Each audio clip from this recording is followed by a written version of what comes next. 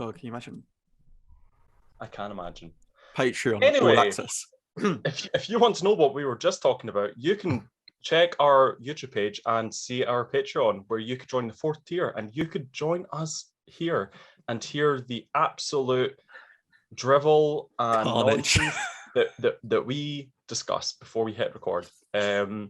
You'll probably be unsurprised to know that the last time there was genuine, like, related discussion, civil discussion, before we hit record, and that was because Louis wasn't there. But we love him nonetheless. So, and I'm going to press mute. Welcome to another episode of Time to Talk Titanic.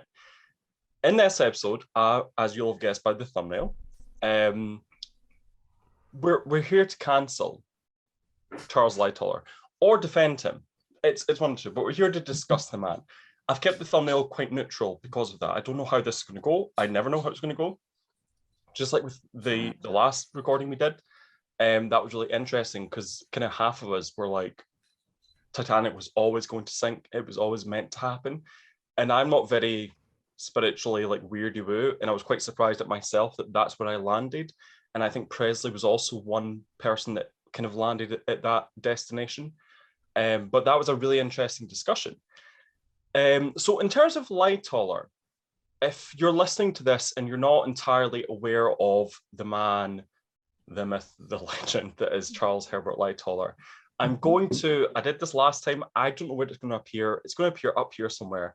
But I did a video essay about, it wasn't meant to be about the man, but I kind of was like, why did people not believe that Titanic broke when it sank? You know, what led to that?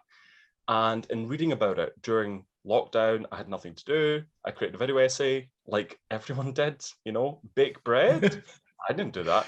But, you know, so I'll put it up here, but you can watch that and that will give you a brief rundown, especially kind of the last half of that video essay about how Lightoller's testimony was so impactful and believed by the ones who were in charge of the Senate inquiry and the British Wreck Commission, which was, I was really surprised to hear that. And in our last discussion, Callum, I can't remember how it exactly came up, but again, you'll see it if you watch that episode. Callum mentioned Lightoller, and I was like, light bulb moment, that's an episode. That's kind of how this all happens. You know, it's quite organic, it's pretty relaxed, you know, we'll chat about anything and everything. Could we dedicate a whole episode to a rivet? Probably not, but we would try. Content. But yeah, so we are here to talk about Lightoller. And I'm really, really excited to get into it. But before we do that, we're going to do what we always do. We're going to tell you to like, comment, and subscribe. Comment. Sometimes you comment on the YouTube channel, and it's awesome to read your comments and see what you're thinking. I think sometimes you get engrossed in it and you don't. But I want to know what you're thinking of the discussion. I want to know, even if it's like moment by moment. I don't care if you, because it's happened before, I don't care if you post like 70 comments. Do it. Just let us know what you're thinking of this. Like, give us your input. Even if it's negative, even if it's like, I want this guy to shut the up. Like, just do it. I will shut the fuck up. No, we love you. And I love all of you. Never shut up. And yeah, and go on to our YouTube page. You'll see our Patreon. You'll see the Instagram. We post on there to kind of promote what's coming up. So if you, because I know YouTube's a bit weird, there's like a bell icon, and if you don't hit that, you don't get notifications. Why? I don't know. But if you follow the Instagram, you'll see when we're uploading, and you'll kind of see in our stories what the next kind of few episodes are. And you'll be able to engage, you'll be able to give input. And we ask a lot of the time what you guys think about what we're going to talk about. And that makes it into the shows. It does. But if you could join their Patreon, you'll be part of the show. You know, you won't just, you know, you will be part of the show. But anyway, moving along. I'll start with Louis. Hello, Louis. How are you? Hello, Aaron. I'm very well. I was holding back the whole time from shouting out what the fuck sort of a name is Herbert. But apart from that, I'm good. At least it's a middle name. At least it's a middle name. Presley, your time is done. Presley, how are you? I am good. How are you, Aaron? I'm excellent. I'm great.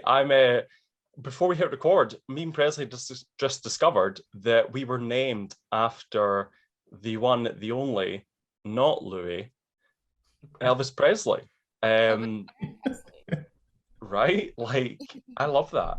My mum misspelt the name, but it's a combination of the Aaron, because Elvis Aaron Presley, his middle name was Aaron, but it was spelled the traditional Hebrew, Aaron. Whereas mine's like a combination of the Isle of Arran, which is Arran. It's an island in Scotland, and the traditional name. So there you go. Me and Presley were. It's more than just Titanic that connects us, you know. And a woman's heart is a deep ocean of secrets. And sometimes Elvis is just down there, fucking gyrating and like moving his groin. Next. And, you know, doing his thing. But anyway, next we're going to move on to Chandler. How are you? Oh, I'm very well. Thank you very much. Lovely to be back. It's been ages. It has been ages. I You've almost caught booted me you out of the group. Sorry. You were saying... sorry. No. I'm so pleased we picked today because I'm literally the other date you gave. I was like, I'm going to be in Croatia, I think. So like, this is great. This is very good. Happy to be here after a bit of a hiatus. So yeah, lovely to see you all. Where in Croatia did you go? I'm off there in autumn. I'm off to Dubrovnik. Oh, I'm going tomorrow. Oh, right. Okay, so I'll be in, what is it? I'm flying to Budapest, which obviously is in Hungary, not Croatia. But I'm meeting a dear friend of mine from New York, and then we're going to hop down to Zagreb, and then Split, Hvar, and then Dubrovnik, and then I'm flying back from Dubrovnik. So it should be fun. Nice little real holiday, which should be very yeah. Croatia is stunning. To be fair, I've been to Split and Dubrovnik, but it was part of a cruise. So it was very short. I didn't realize when you stop at these places, you're not there for long. It's like a few hours. And we nearly missed the ship back from, we stopped somewhere in Turkey, and the ship was like bellowing its whatever. And that had happened before, and we laughed. Me and my ex, we were like, oh my God, imagine like missing the ship. That's such a redneck. Like, it sucks to be you. And then we did it. In Croatia, we like, I forget if it was Split or Dubrovnik, but we were like running, and they were getting ready to pull the gangways up. But when we got on, the crew, they were so nice. They were just laughing, and they were like slapping our backs. But I was like, it's fun and games now, but we'd been stuck in Croatia, and that's a me problem. But still, that's... You almost had a Jack and Fabrizio moment then. Yes! I was like having the same image. Just go on. And they'd already checked if you had we're lice. Americans. Yeah, I don't have any lice. I'm Scottish. Yeah, how did you pass that test? Everything else but lice. You know, us Scottish people, we've got like all of it. Scottish blood is so strong it rejects the lice. It's like, we're like koalas. We're riddled with chlamydia, but we don't have lice. Like, it's the iron brew. It is. It's toxic. That lethal. Ooh, all the sugar. We use it, as like a lice treatment. We use it as fake tan. We just can clean the floors, whatever you want. Yep. We put it in baby bottles. We just give the babies iron brew. Iron brew everywhere. You know, we feed it to the haggis before we, take them on to be food. It's. I saw iron brew soap the other day. No. Was it like a Carex one? Like I think it was like off-brand iron brew soap, but it was like bright orange, and it was like Iron brew. I was like, what is like this? No, this is too much. Nathan laughed there, and I kind of want to, from my position, I'm going to skip you, Callum, but you're going to be the first to speak due to reasons. But just Nathan kind of laughed there at the haggis comment. So I'm just like, Nathan, how are you? I love you. It's good to see you. This is the first time you've been visible on the show. You've got a new mic. It's very sexy. It's red and black. We love to see it. I fucking love your hair. Nathan's, thank you. Thank you, Louis. But how are you? And what's your relation to haggis? I'm lovely. Knowledge. What's your knowledge of haggis? Well, they're little animals that are very fuzzy. They kind of look like platypus. Yep. Mm-hmm. And they're real. Obviously. Yep. And my dad always told me that haggis can run like sideways, which always made me think it was really cool. By the way, haggis aren't real. Haggis is the product. I was so confused. Oh, bless. I literally had this conversation with Scottish people the other day because someone messaged in the chat and was like, oh, what animal is a haggis? And I laughed and I was like, it's not a fucking animal. And then I was sat here listening to you guys talking. I'm like, I just mugged off my friend and it's actually a thing. So you thought you were lied to, but yeah, me and Nathan had a whole discussion about haggis, and like I thought they were real till I was like 12, because my dad he told me they were real, and I believed my dad because reasons. And then one day we were having it, and I was like, so what? Why is it like this? Why is the texture not like chicken or pork? And my dad was just, oh, because it's not real, because it's made of X, Y, and Z. And I was like, so like they're all sitting enjoying their meal, and I'm like, I've been lied to my whole life. This is very tasty. It was wild, but yeah, Nathan, it's so lovely to see you. I'm so glad you could join us. You too. And yeah, Nathan's hair is glorious. It's a glorious mane, and we love to see it. Callum, hop back to Callum. How are you, Callum? I'm doing fine, thank you. I was about to say good evening, but I don't want to like timestamp this. Whenever people are listening to it, good morning, good afternoon, good evening, good night. All right, Truman. In case I don't see you, good afternoon, good evening, good night. I'm doing fine. Yeah, once I did that in an intro, I was like, good. And then I had to kind of correct myself too. But I wasn't so much thinking for the listeners. I was thinking for like everyone on it, because we're all at different. So, but yeah, good day, good evening, good night, whatever you are. Just good. It's should have good stuck with hello, mate. Would have avoided all this. well, there's a YouTuber who uses good now. I don't know if that's a good phrase too. Oh, I like that. Good now. Oh, love it. I love to hear that. Sebastian, off of that little nugget of glory, how are you? Munching away there, eating your teeth. Eating your... Oh, what is that? What you eating? It's what happens when you go to a spontaneous trip to Sweden. It looks like Pride Sweets. I thought it looked like the Friends logo to me, but I don't know. I'm assuming it wasn't. But I saw like colours down the side. But I went to like class mode there. I was like, I hope you've got enough for everyone. I hope you've got enough to share for us all. Well, there's a problem with the mail and all, so getting it to you is probably going to be a bit of a... Yeah. Right, so I'm good. We've gone around, we've said hello. If you've never seen us before, we've introduced ourselves, because I'm aware that people who watch maybe haven't watched prior episodes. So it's nice to meet everyone, kind of clean slate. We're not ostracizing anyone. We're not shaming anyone for not watching previous episodes. It's all good. You now know us. Yes. You feel safe. But Charles Herbert Lightoller, I don't know about him. I don't know if he should feel as comfortable as we are right now. Yeah. So as I said before, and I'm going to start with Callum, especially because it was Callum who kind of helped inspire this episode. I don't know if I would have thought of this without him. Which I love. I love the fact that there's things bouncing off of each other, and that can inspire anything in this, which is part of what I hoped would come from this. So I'm glad that that's happening. But yeah, Charles Lightoller, as I kind of mentioned, I think when we started this episode, I was really surprised to hear how much he influenced everything about Titanic.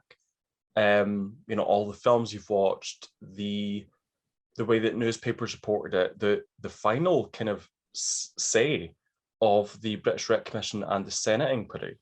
Now, Callum is a history teacher, which puts us to shame, because we're just like novices. Like to be fair, he's a professional. My history teacher, Mrs. McCann, she taught me the classic, how many kilos of potatoes were on Titanic and what time did it sink at? If I bumped into Mrs. McCann and went, Mrs. McCann, do you know, if I'd like asked her something really deep, she probably wouldn't know.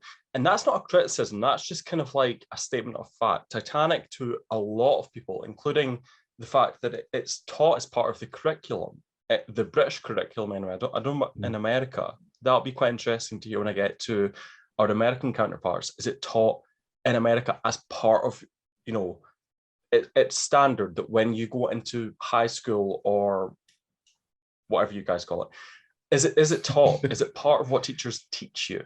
Because here it is, and the learning outcome is, can I basically pay attention to something that happened in the past? Can I stay engaged? can I recount that event after the fact, to the teacher or to my peers? And can I create something about it based on what I've heard? So can I create a poster, a newspaper article, a model, something like that, which I think is really cool. But it's used basically not as a standard of this really terrible thing happened. It's used it as a case of this is the most famous historical event, or one of, that is also so prominent in pop culture. So we're going to use that as just a standard history lesson. So the fact that Callum is a history teacher, I think is really fascinating, and I'm really excited to hear your take on it. You inspired this episode. You are iconic, and I can't wait to hear it. And you've got great eyebrows, so bring it on. What are your takes on Charles Herbert Lightoller? Well, for my university dissertation, I probably spent about a third of it slamming him. But oh god, that came out wrong. I didn't take it that way, but maybe he did. I just saw Louis go. I spent about a third of it. It was looking into the media and how the media had portrayed certain aspects of Titanic throughout it's kind of the way it was recorded, in particular kind of film and television. And it's there when I kind of really started to dislike him. I used to quite like him once upon a time. I used to kind of, buy into the films. I used to buy into the fact, he was this incredibly organized vocal person. He was the one leading the charge on the night. When you buy into the fact, Captain Smith, he's just off there standing in the wheelhouse, closing the doors, being dramatic.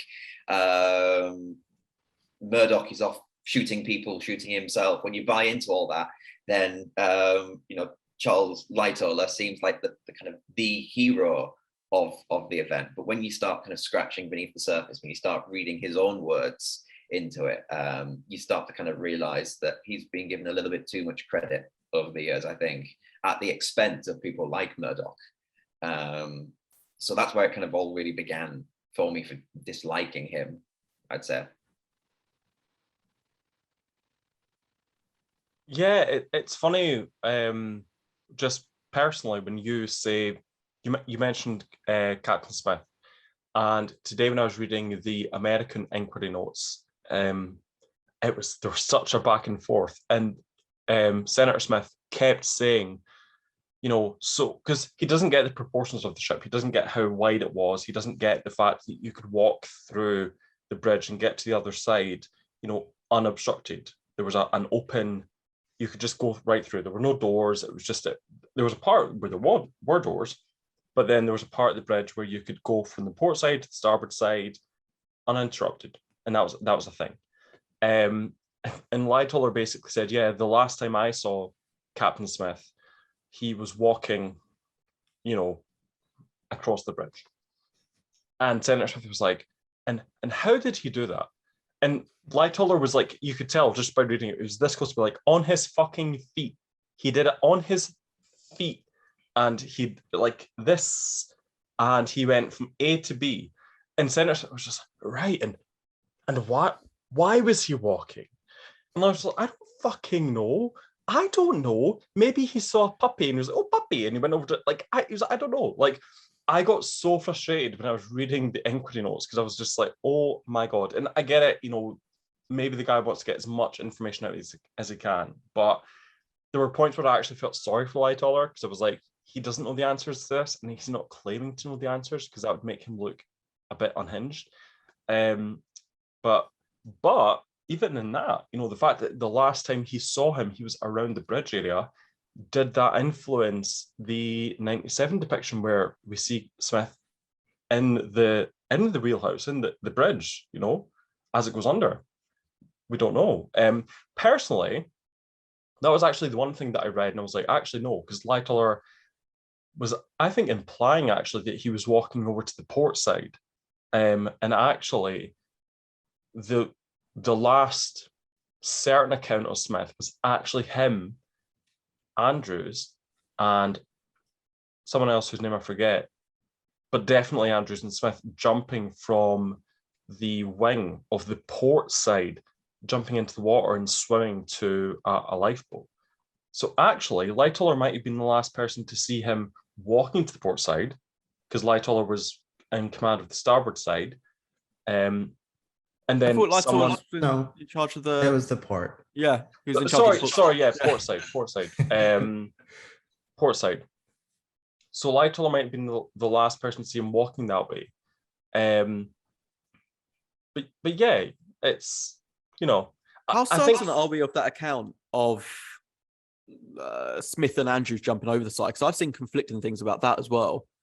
I've seen some people say, yeah, it happened, and other people say, well, actually, if you read the actual account, it's someone who says, I think it was Smith and Andrews jumping over the railing, but then it was paraphrased in the sea of glass saying it was them. So I'm not 100% sure what happened there. It's a cool story.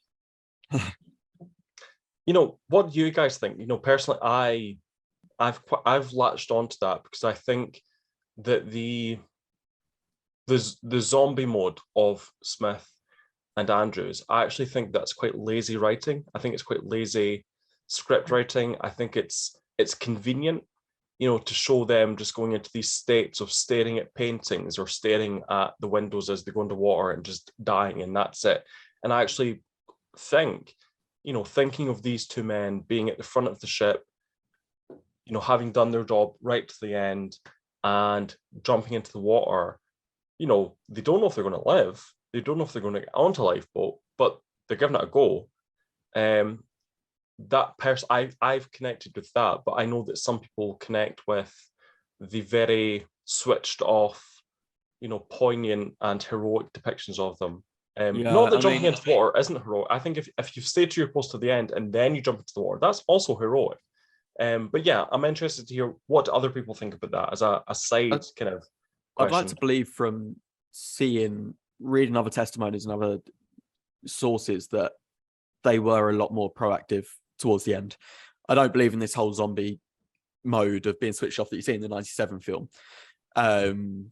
You know, there's testimonies of, you know, towards the end, Smith was relieving officers of duty. He was going into the wireless room, relieving them, and then he gave the final command to abandon ship and every man for himself. So I don't believe that he was in this sort of state of walking around aimlessly, you know, and he even helped launch some of the lifeboats himself, which has never been shown in any of the, you know, medias that we've seen on it. But then it's that final, you know, few minutes that he had that, you know, there's no certain tell. Like some people say they saw him in the bridge. Some people say they saw him jump over. Some people say they saw him in the wheelhouse. Some people say he committed suicide, which again, I don't believe that was him. And then there's also that account of him taking a baby over to Collapsible B, which I think is a bit of a hero complex story of, to his dying breath, he took a baby and then swam away. I mean, maybe he did swim towards Collapsible B towards the end, but couldn't make it, or, you know, but I don't believe for a second that he just went into this state of, you can't go like that's him, and he'd be like, what? He's just like, yeah. Well, just while we're on you, Louis, what do you think of Lightoller? What's your take on him? You know, his account, him as, you know, what's your thoughts on this? I have a very conflicting opinion of Lightoller. You know, from what he says, he interpreted Captain Smith's orders as women and children only, rather than women and children first, which was perceived on the starboard side. So part of me thinks, you know, he was acting to captain's orders, you know, by refusing men onto the boat even when there were spaces. I mean, is that logical? No.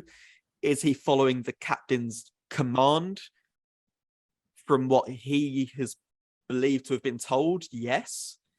So I feel like there's a very, you know, swaying. I don't think there is a definitive he was evil or he was a hero.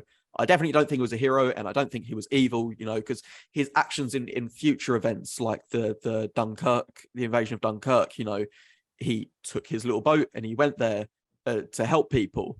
So that's my dog. So I don't think, you know, I'm very on the fence with it. I'd like to hear everyone else's opinions to maybe help sway mine. But I don't think it's as black and white as he was either a hero or he was evil. You know, I feel like there's a middle ground, following orders, maybe not using the best logic. It's But a lot of cancelled. Goddamn. The Dunkirk thing is interesting. I think Chandler wanted to go there, so I was going to go to you next anyway, just because you've got a better beard than me, and Louis got no beard, and Nathan's, whoa. and Nathan's possibly got a better beard than any of us, but he's also got better hair than any of us. That rocks. I don't know. Presley's got the whole wave. I don't know. I don't know. Battle. I think Presley has a much better beard than any of us here together. So Presley's got the invisible beard. It's iconic. We love an iconic invisible. I shaved it just for today. Why would you do that to us? But just when you said Dunkirk, so I was away in Berwick upon Tweed at the weekend. Me, my brothers, and my brother's girlfriend had bought our grandparents a little getaway. So we told them we were staying in like this old rusty rickety caravan, and we actually were staying in like a nice Airbnb, and it was beautiful and wholesome and whatever. But my granddad's really into cinema. Like he'll just go to this cinema on his own and watch. Like he went to Joker. He went to Dunkirk, 1916. You know. And I think nowadays going to the cinema on your own, it's a bit like, okay, like you do you, boo. But like, yeah, and it's like, what, like, I enjoy it. It's fun. Like, why not? But he was talking about Dunkirk, and I was like, oh, it's like, did you know?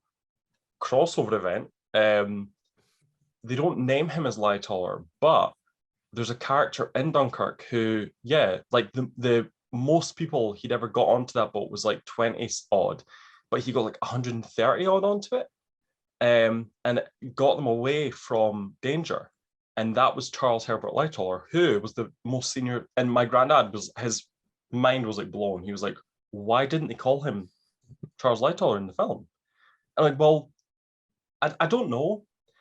I feel like Charles Lightoller's like great niece is very active. And I don't know if maybe they had changed enough of the story that she was actually like, no, because it's too different. So actually to credit him, you're not crediting him, because actually maybe he saved like 200. I've not seen the film, so maybe it was like 300 people on the boat, and that was like wrong. I don't know. But they didn't credit him as being that person. They changed the name entirely. Funny thing about you saying the great niece, because Meghan's best friend is it's either great or great granddaughter. And for every Christmas, they actually go to the Sundowner, the boat, and they have like an evening there on the boat itself, which is a really cool connection that I found out through Meghan. Well, that's getting gate crashed. I'm there. But yeah, so it's like when I heard that, I was like, he's such a hero. Like he is such a strong individual and like clearly has good, you know, but then also part of that, when I heard that, I was like, is that survivor's guilt?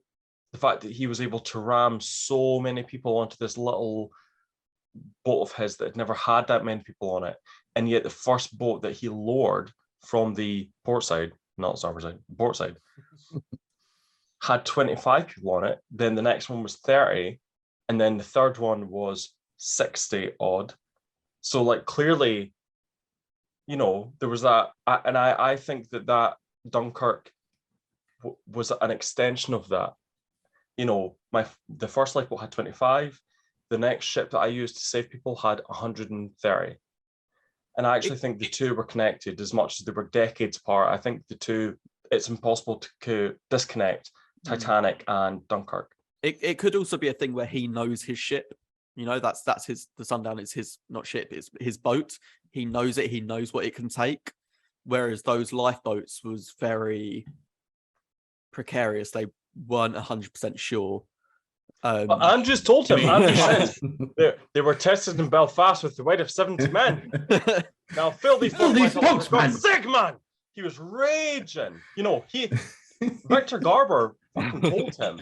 He was like, you know that these. God, if that's one way to work on the Daddy Andrews case, I don't know what else is. Oh God, not again. You could shout at me all day.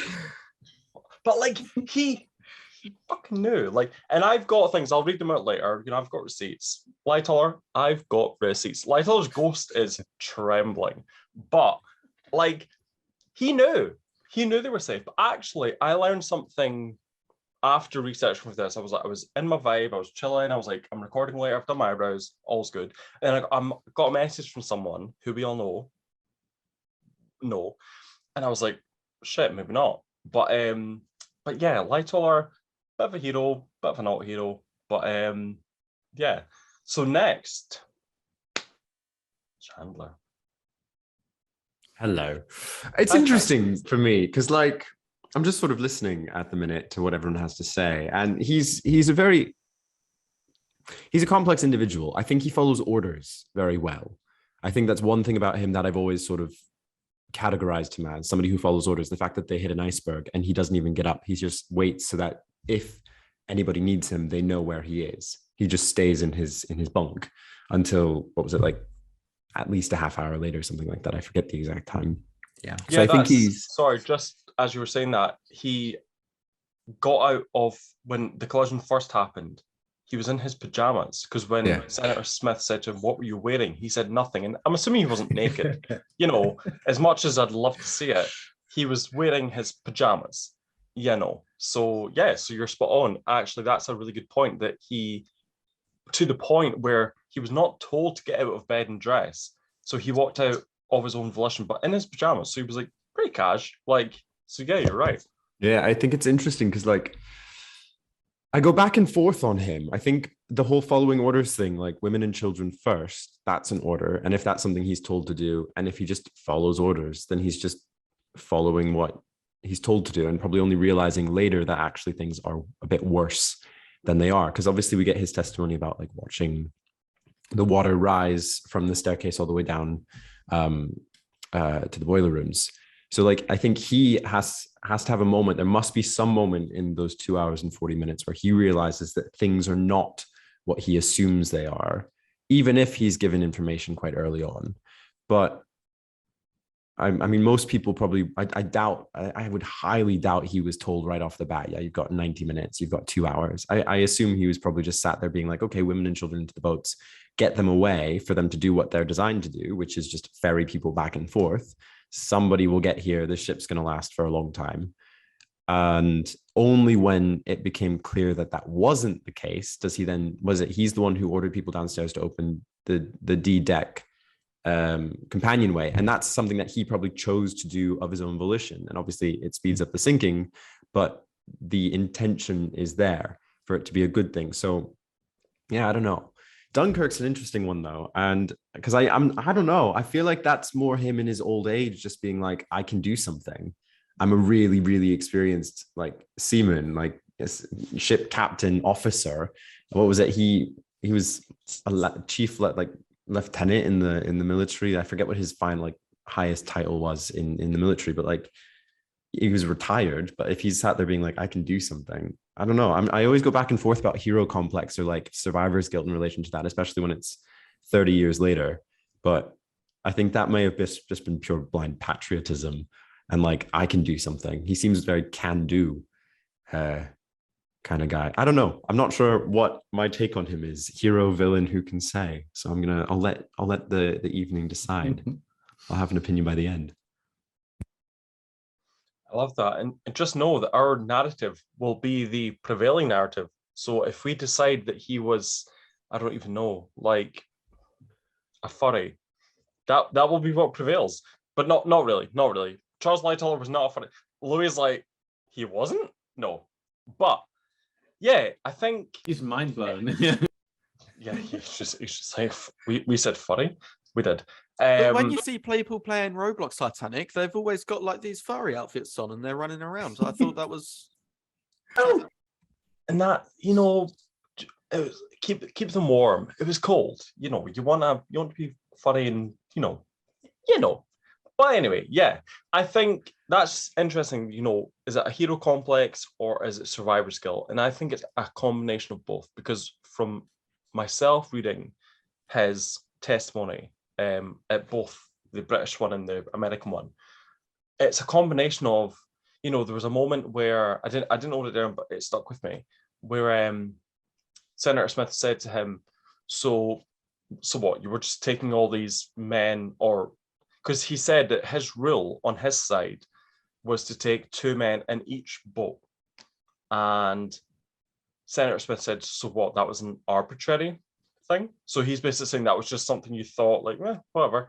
But Lightoller replies and says, no, that was my decision. So he's almost like, Senator Smith, to be fair, and it's one of the very few moments that Senator Smith's not been a little cuck to Lightoller, because as I'll get onto, Senator Smith doesn't know shit. Like, if you said the stern was, Smith would think that the stern was the front of the ship. He seems so incompetent during those inquiries. He's so you're the lookout, and did you have the binoculars? No, we didn't. Why not? Because they were locked away. Who had the binoculars? They were locked away. Where are the binoculars? They were locked away.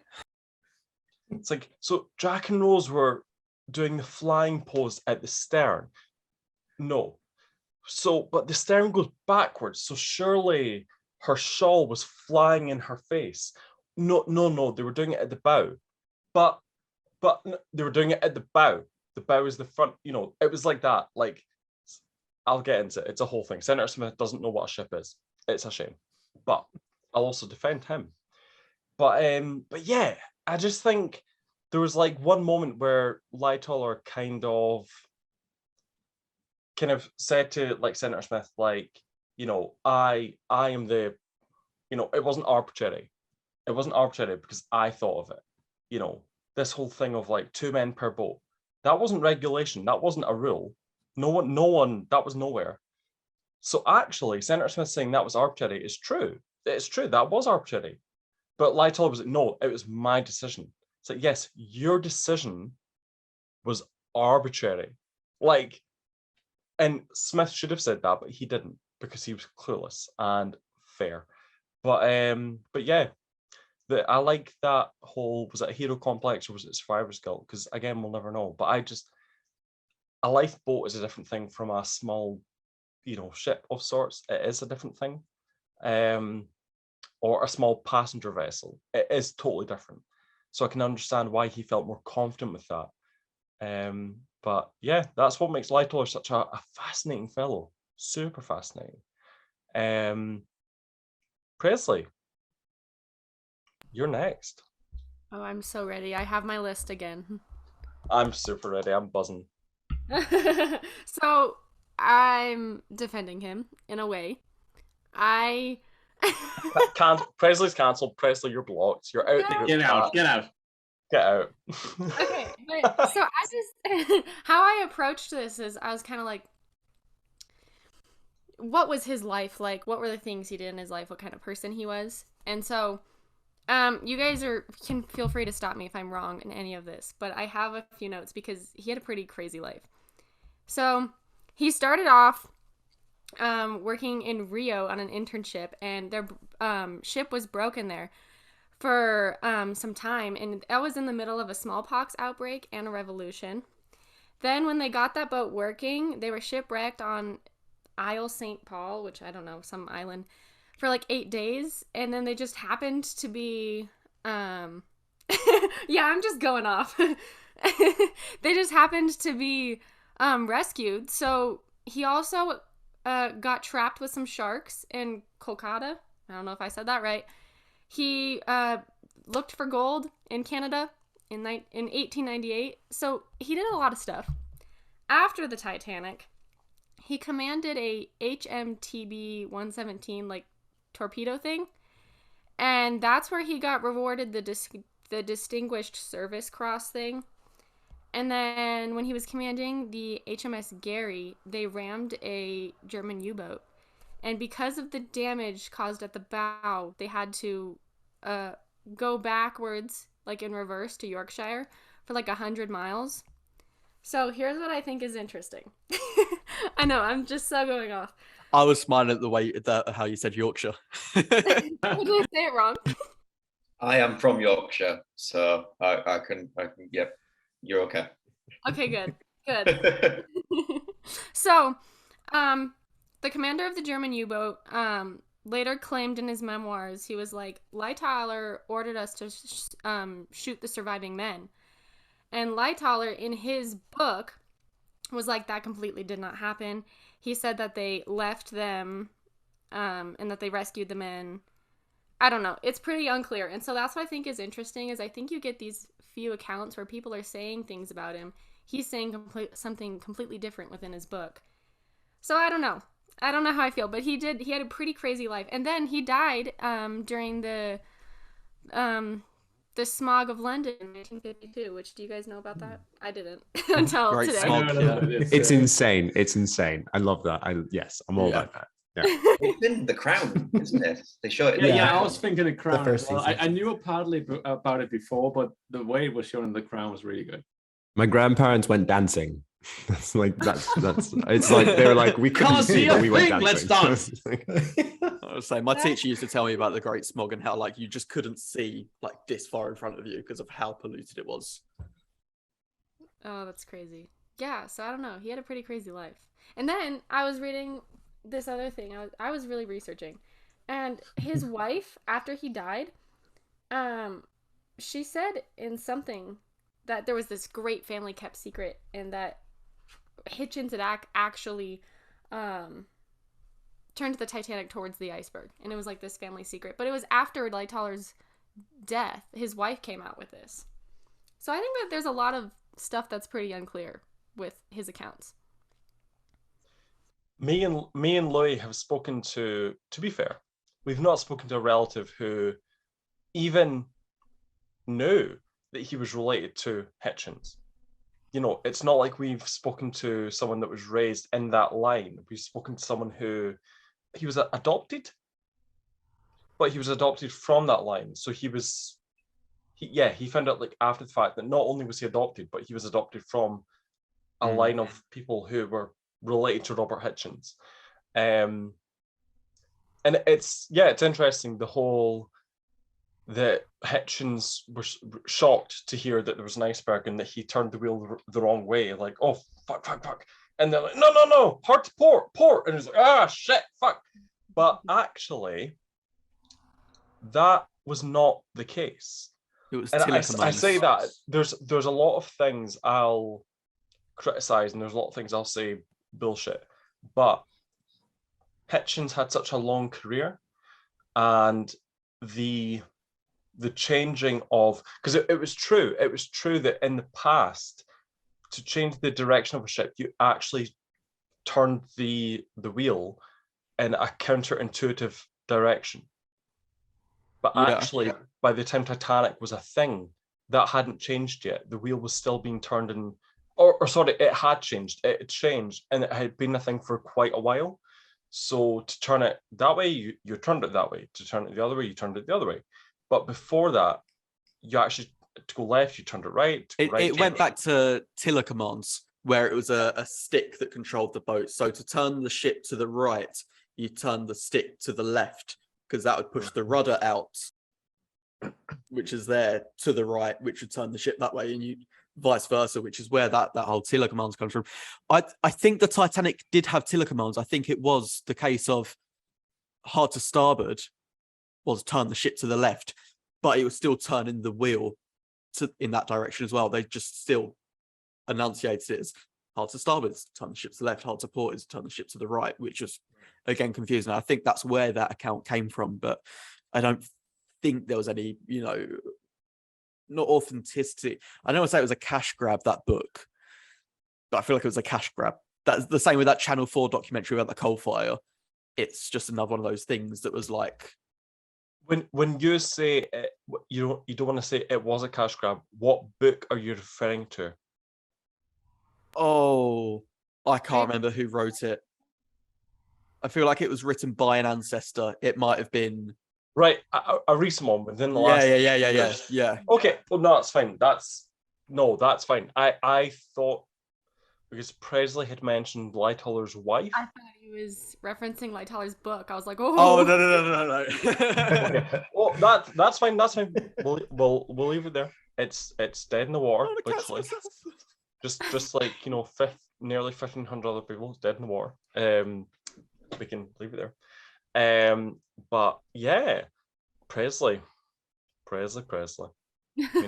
Just taking that contrary point of view, but I appreciate that. I do.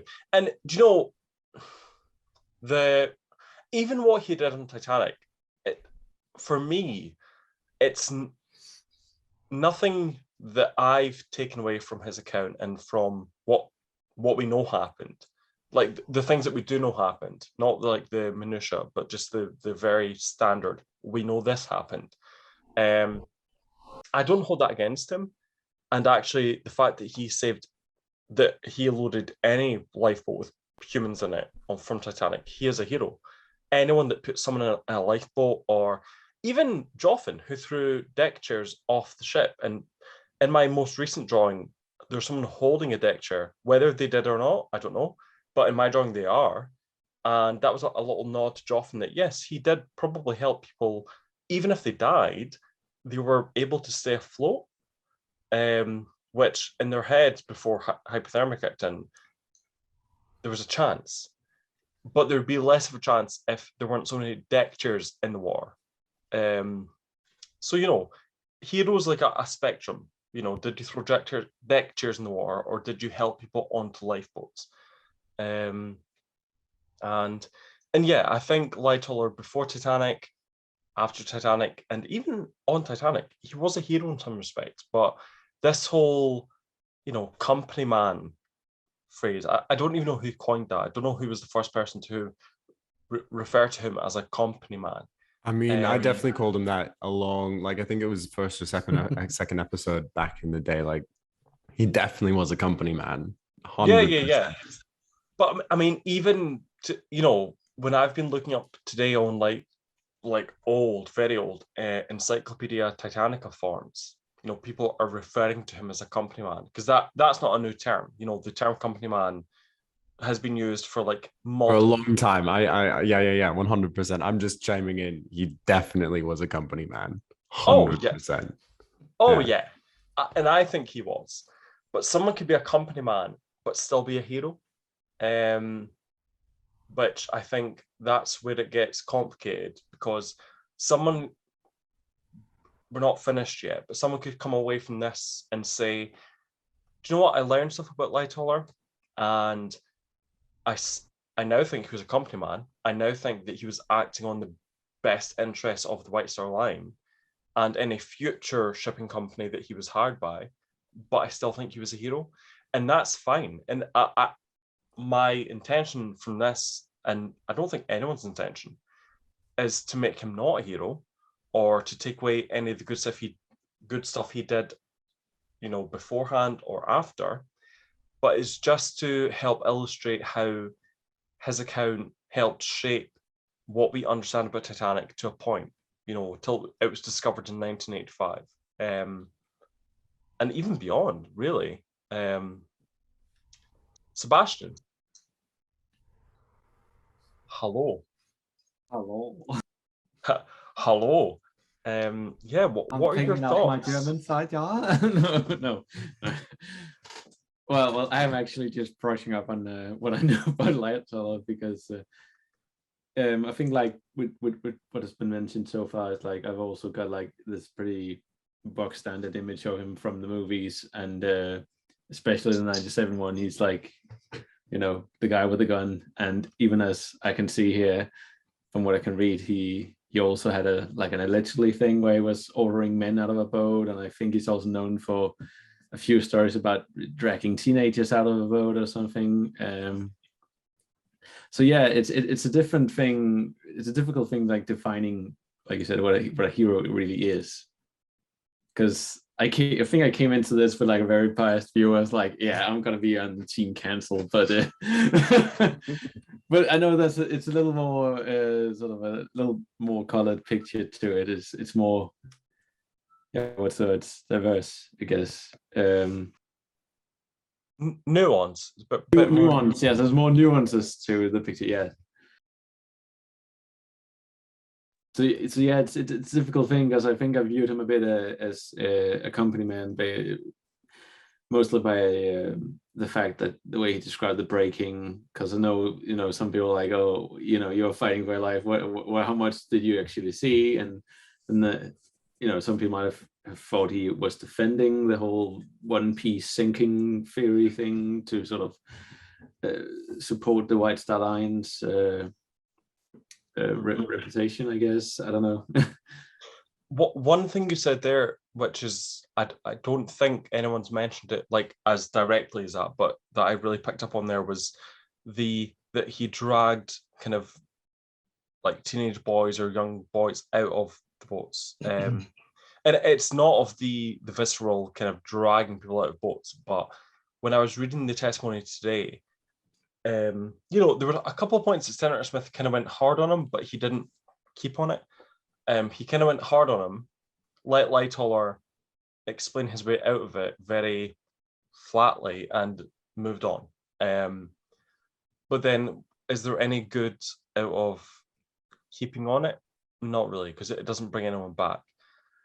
But Senator Smith said something to the effect of, were there any families that protested to having just the women taken on board? And Lightoller said, not to my recollection. And Senator Smith then was like, you're telling me that there wasn't a single family that said, please take my boys on board? And then, with that loaded question, very loaded question, Lightoller said, a couple. And they moved on. The next question was about like the fucking lights in the dining salon. Like, it wasn't, but it was like so unrelated to that. It was like so fucking unrelated. It was like pointless. Like, he might as well have asked about the menu for like the on April 11th for breakfast. Like, so it's like, why are you asking, did families protest and beg for their teenage sons to be put on board? Because 1 second, Lightoller's like, no, no. And then Senator Smith's like, come on. And Lightoller's like, a single one. He's like, a couple, but what's a couple of Don't worry about it. Yeah, don't worry about it. It's fine. Like, what's a couple of fucking angry families, amongst nearly 1,500 dead people? Like, come on, it's fine. Like, they're dead. Like, I've got a job. You've got a job. We're all happy. Like, and reading that, I was so angry but then part of me's like, well, it doesn't change anything.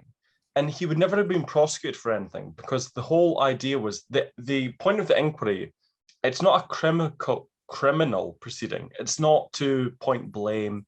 It's not to find who can we prosecute.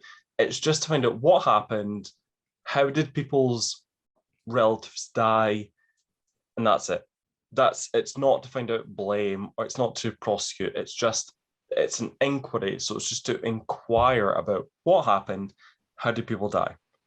But just for him to say no families, like, so he was taking on girls and women. And at that base question, if Senator Smith hadn't pressed him on it, he'd been like, yep, I was taking on girls and women, and all the men were like, peachy keen, we're fine, this is good. But then Senator was like, really? And so, like, Lightoller was like, oh, actually, I had a couple of families begged me to take on young boys, and I said no. So that, even just that early on account, I was like, oh, you're full of shit.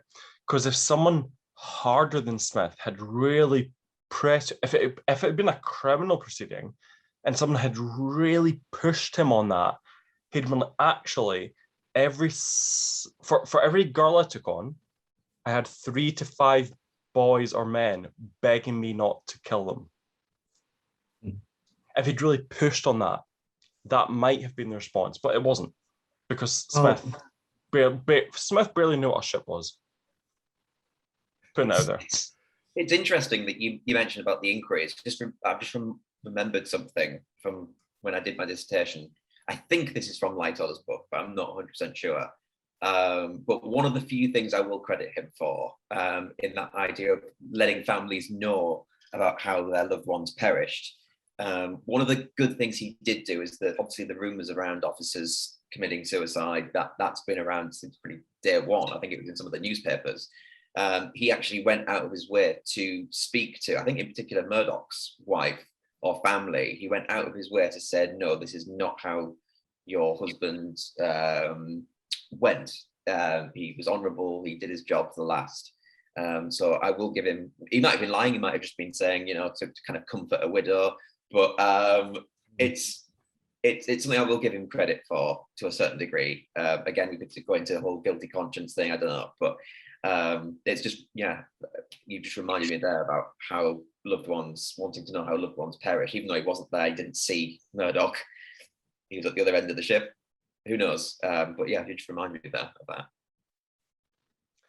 That's super convenient that you brought that up, because it's my first note, and it's my turn now. Motherfuckers. It's my turn to blast Lightoller for the lying, heroic bitch that he is. Cancel, let's go. Honestly. So yeah, Lightoller wrote a letter to Ava Murdoch, who was the wife of William Murdoch, William McMaster Murdoch, of Dalbeattie heritage, Scotland. And yeah, so I found this and I looked up to just to make sure it was like not a lie. It's a real thing. I found all of my stuff on Encyclopedia Titanica. It's a great website. It's been going from 1990. Absolutely, yeah. I mean, where else are you going to find it? Come on. Wikipedia is a bit sketchy, and Wikipedia probably has been made by someone that's taken all the information from Encyclopedia Titanica. Encyclopedia Titanica has been going on from 1996, so a year before the James Cameron film came out. Maybe it was a combination of the advent of the internet and also the upcoming Cameron film that kind of inspired it to become a thing. But yeah, the website's been going since then. And the particular article that I was looking at was last updated in like early July or late June of this year, but definitely this year. Like, so it was last accessed and updated this year. So, just saying.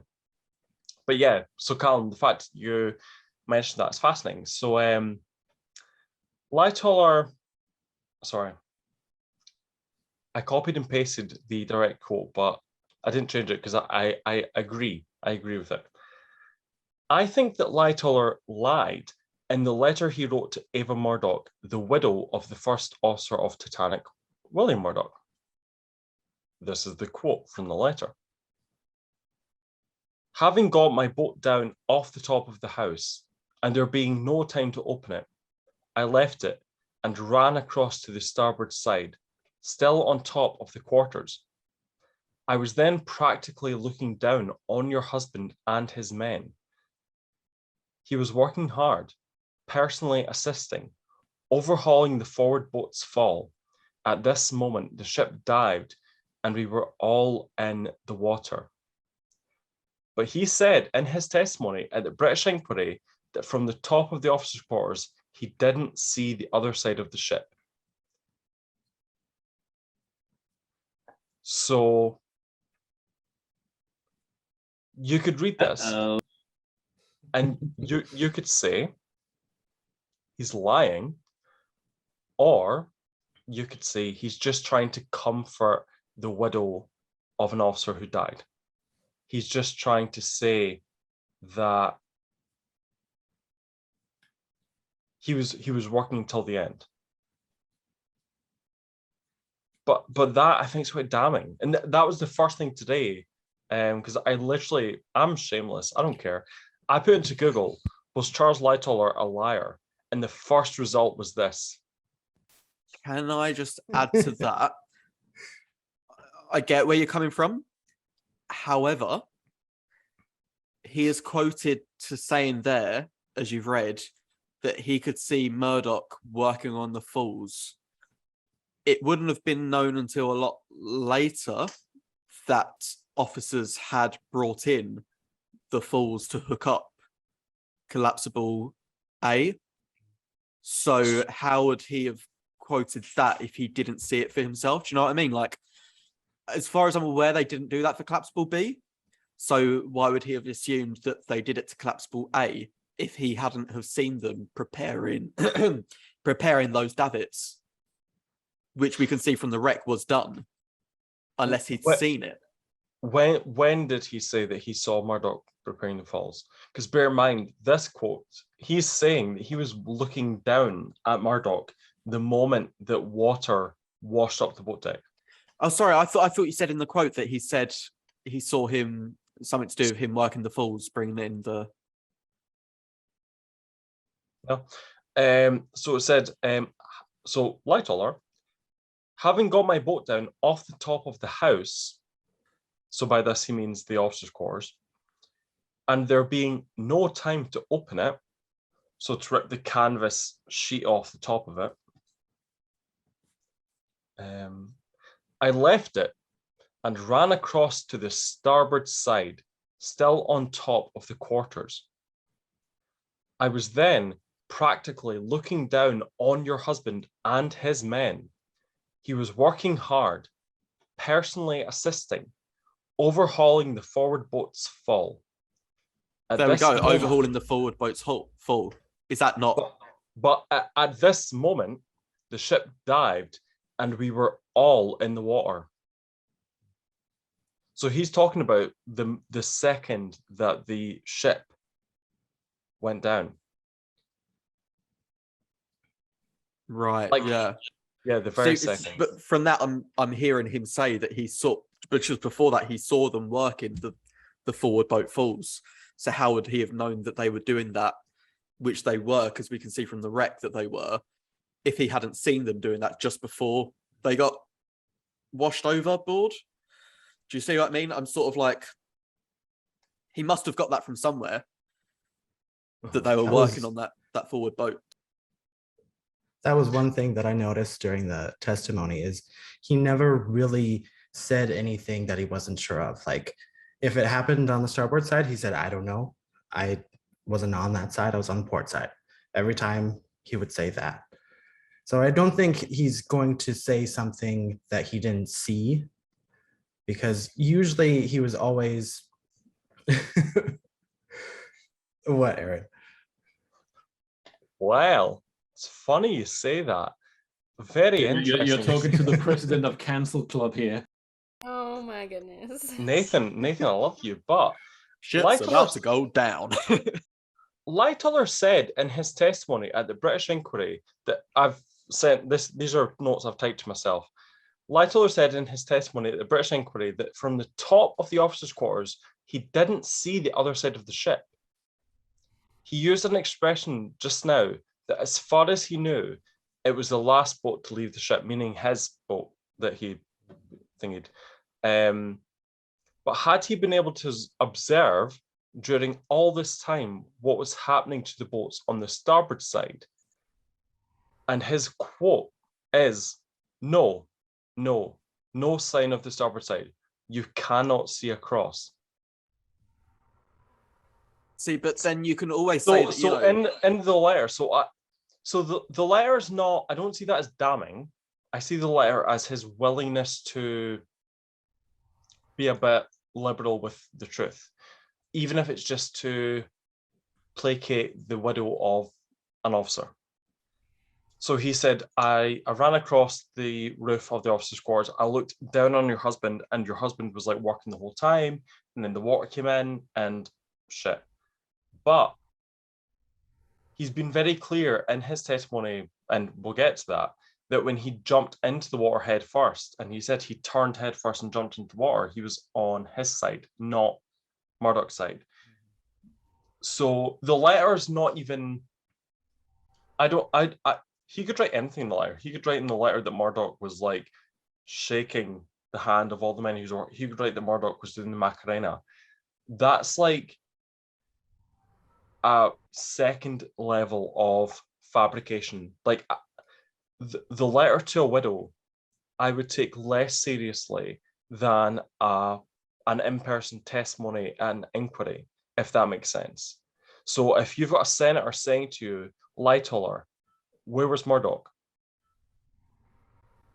As opposed to 3 months later, you're writing a wee nice letter to that Ava Murdoch.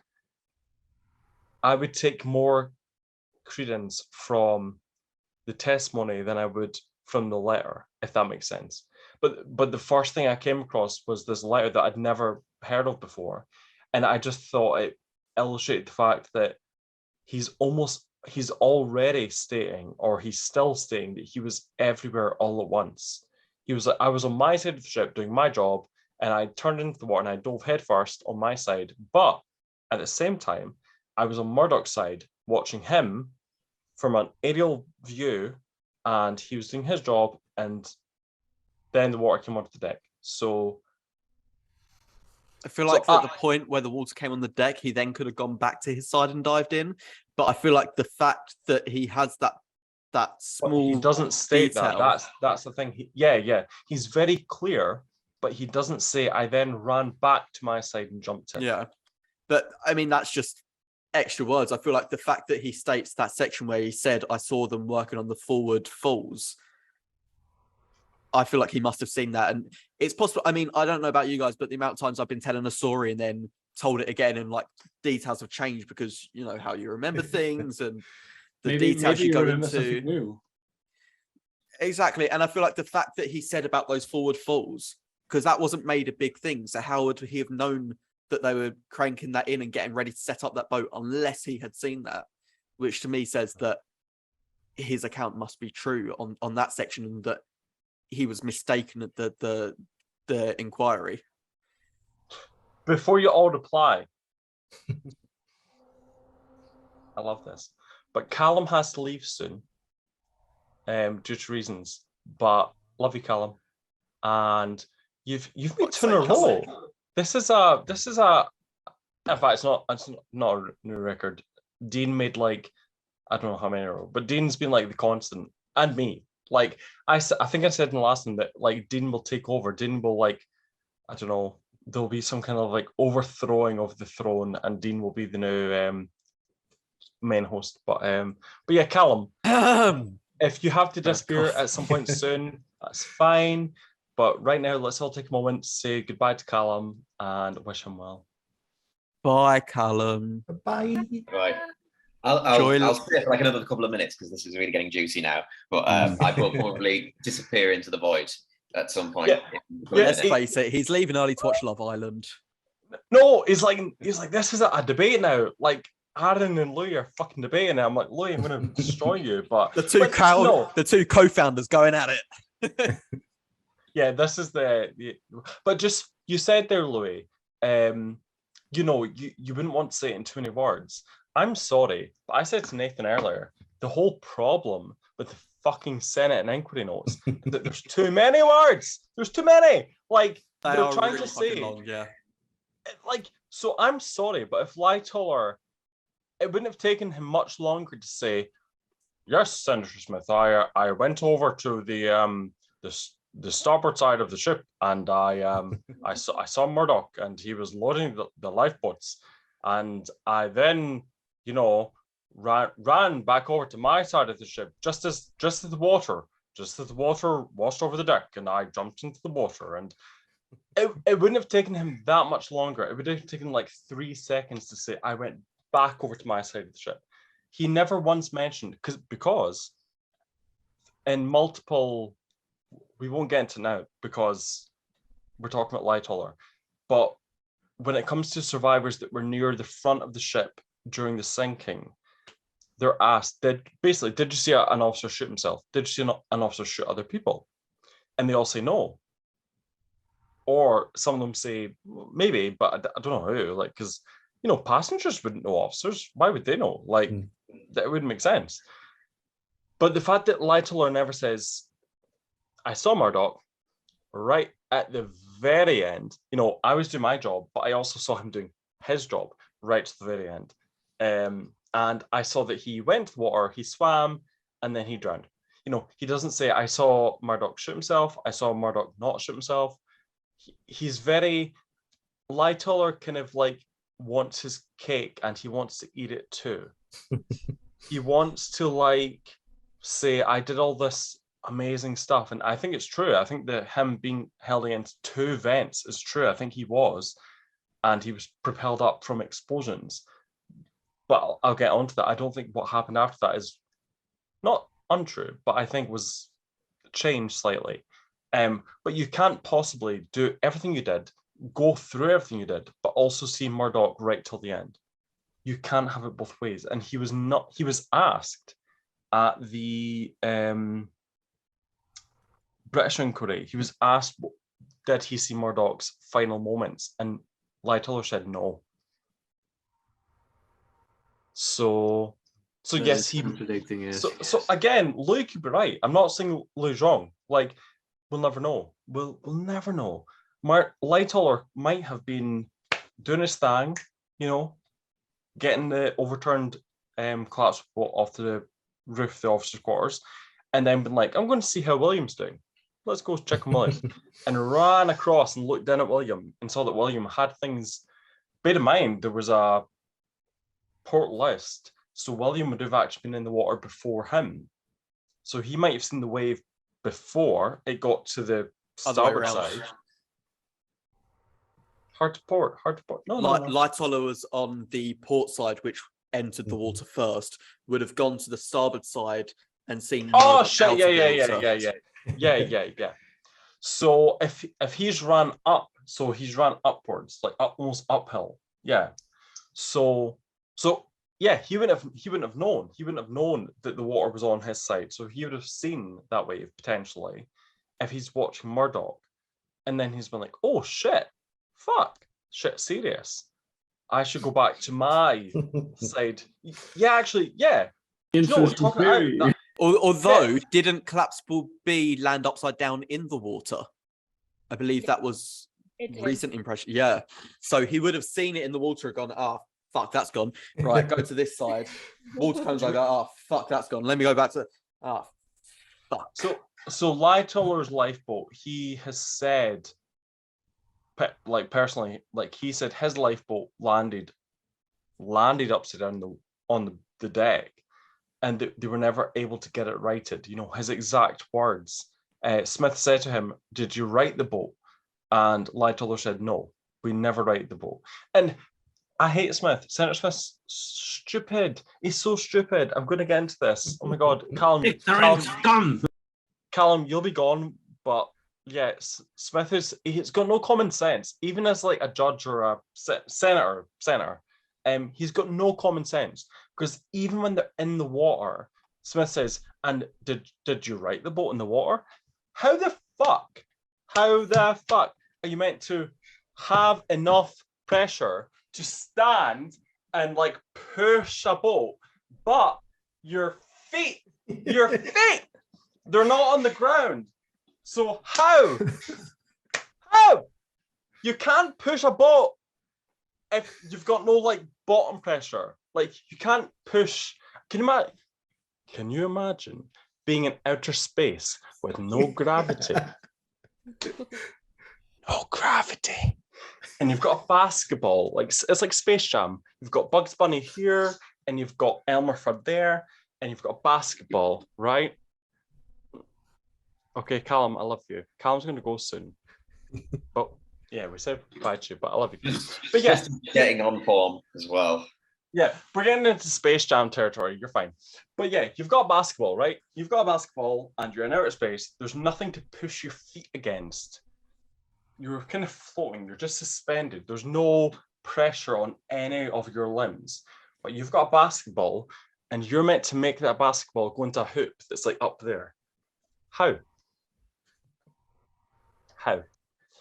But I've got answers. Right. Presley. I think we can conclude that yes, he was a liar. Can you be a liar and a hero? Did he not redeem himself at Dunkirk? Like, obviously, you're right. He's lying in this stuff. He's got some... Oh, no. Sorry. Right now, I'm slitting Senator Smith. Smith.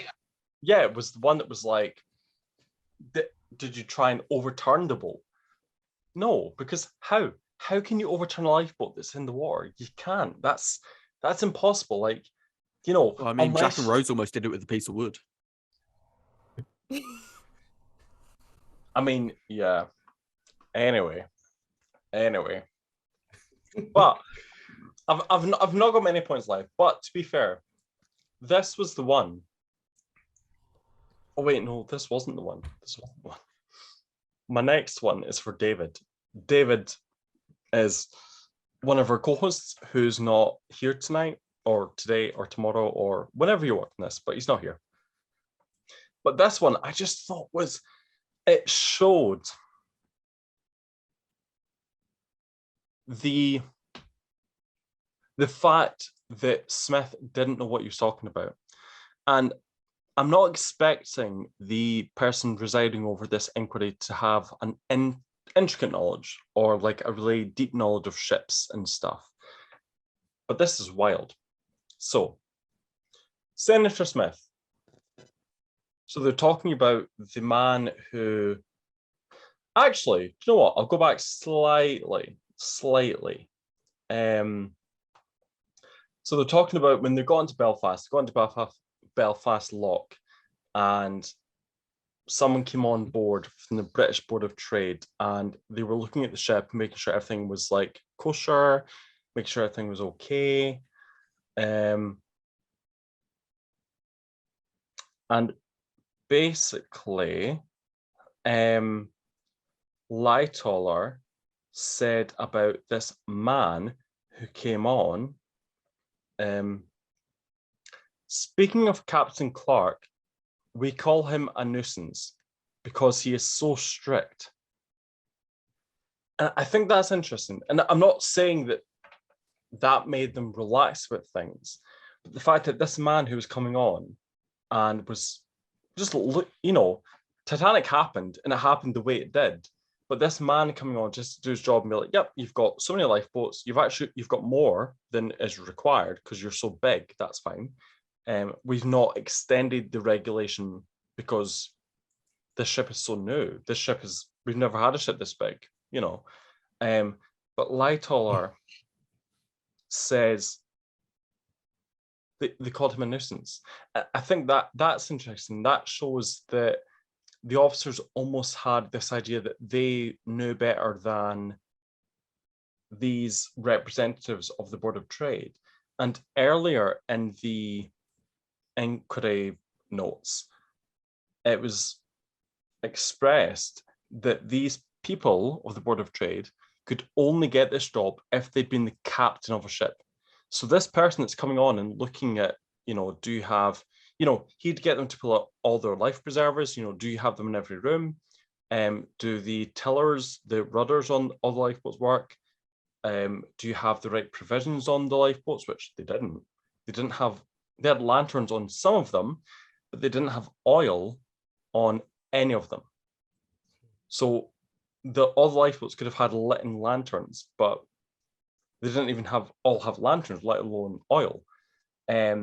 So this poor Captain Clark person came on to do his job, and Lightoller saw him as a nuisance, which is, that's a thing. But my whole thing that when I've said that, Senator Smith didn't know anything about ships, he literally said, when Captain Clark inspected your ship, where would he find these life preservers? So talk about life belts. So Lightoller says, life belts in every room, in every compartment, where, as we say, there was habitation where a man could live. Senator Smith, would that include steerage? Lightoller, yes, undoubtedly. And the crew's quarters? Senator Smith, in the steerage, do they have rooms? Lightoller, yes, sir. So this guy didn't even know that in steerage, third class, they had rooms. Although I'm going to jump in on that because that was quite a new thing in the grand scheme of transatlantic shipping. Steerage, as it was traditionally called, would have been open rooms with cots or with hammocks or convertible spaces that could have been used to house people or could have been used to house horses or cattle. So maybe Smith wasn't quite so off-piste with that comment because steerage could have been any number of things. Like the fact that you had your own private room, even if you were sharing it with anywhere from 3 to 9 other people, that's quite a big deal for third class. They do say that third class in Titanic was like second class on another ship. Yeah. So It was quite luxurious for that sort of demographic. So I don't know. I'm gonna query your question about the rooms. I am also You're I am agreeing. Spartacus. This is the kind of fight back I want. Thank you. Hashtag content. But Aaron's got an answer. but this thing, I thought this was really fascinating, and I don't think any of you will have an answer for this, apart from David. David, he was the one I mentioned. He inspired this question. When I saw this, I was like, David. But so, Senator Smith, he says to Lightoller, I wish you would describe a lifebelt. Lightoller says, it consists of a series of pieces of cork. Allow me to show you by illustration. A hole is cut in there for the head to go through, and this falls over front and back, and there are tapes from the back then tied around the front. It's a new idea and very effective because no one can make a mistake in putting it on. Senator Smith, is there cork on both sides? On both sides. Are the arms free? Free, absolutely. And when in the water, does this adhere or extend? It's tied to the body. It's tied to body, yes, sir. Have you ever had one of these on? Says Senator Smith. Senator Smith says, have you ever had a lifebelt on? Lightoller. Yes, sir. Have you ever been into the sea with one of them? Yes, sir. Where? From the Titanic. In this recent collision? Yes, sir. So in the two most prominent depictions of Lightoller that we've seen, in 1997 and the 1958 depiction, A Night to Remember, neither of those he's wearing a lifebelt, but every single person behind him on the upside down lifeboat, they're all wearing a lifebelt. And I was amazed at that. Because I'd taken it as not gospel, but just standard that I guess he wasn't wearing a lifebelt. I guess officers didn't wear them. I guess he was too busy to put one on, and he was lucky that he was sucked down by two vents and was propelled upwards by hot air.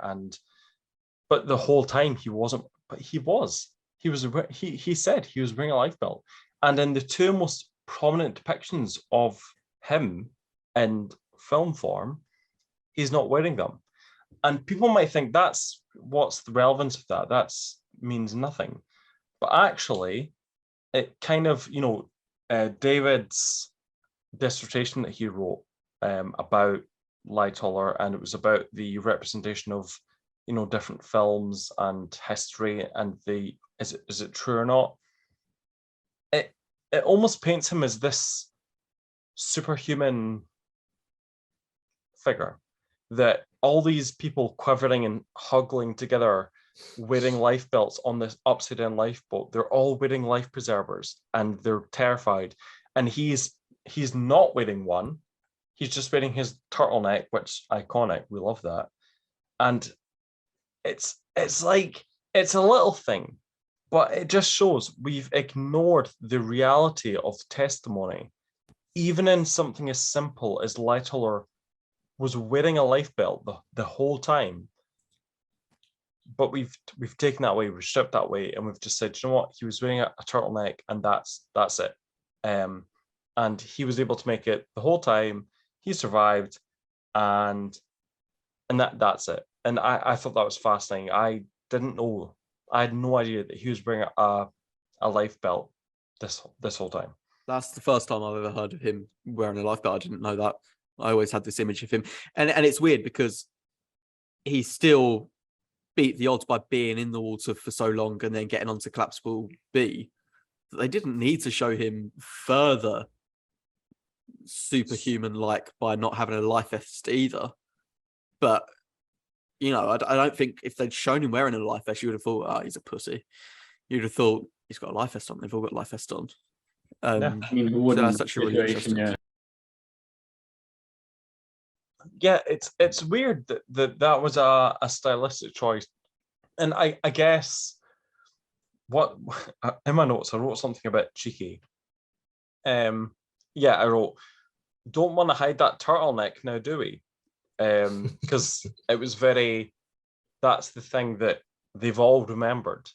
The only one that doesn't show him wearing a turtleneck is the 2012 ITV series. He's wearing just a normal kind of waistcoat and a shirt. He's wearing no jumper. But as we mentioned earlier, he came out in his pajamas, and then when he realized he was needed to command lifeboats, he quickly threw something on, and he threw a turtleneck jumper on.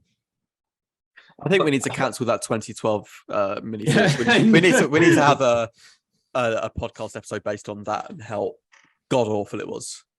If we've not done that, we need to do that more. We need to, Lightoller's cancelled, but the 2012 series is cancelled even more. It was bad. It was really bad. But isn't it one of the next topics of yours?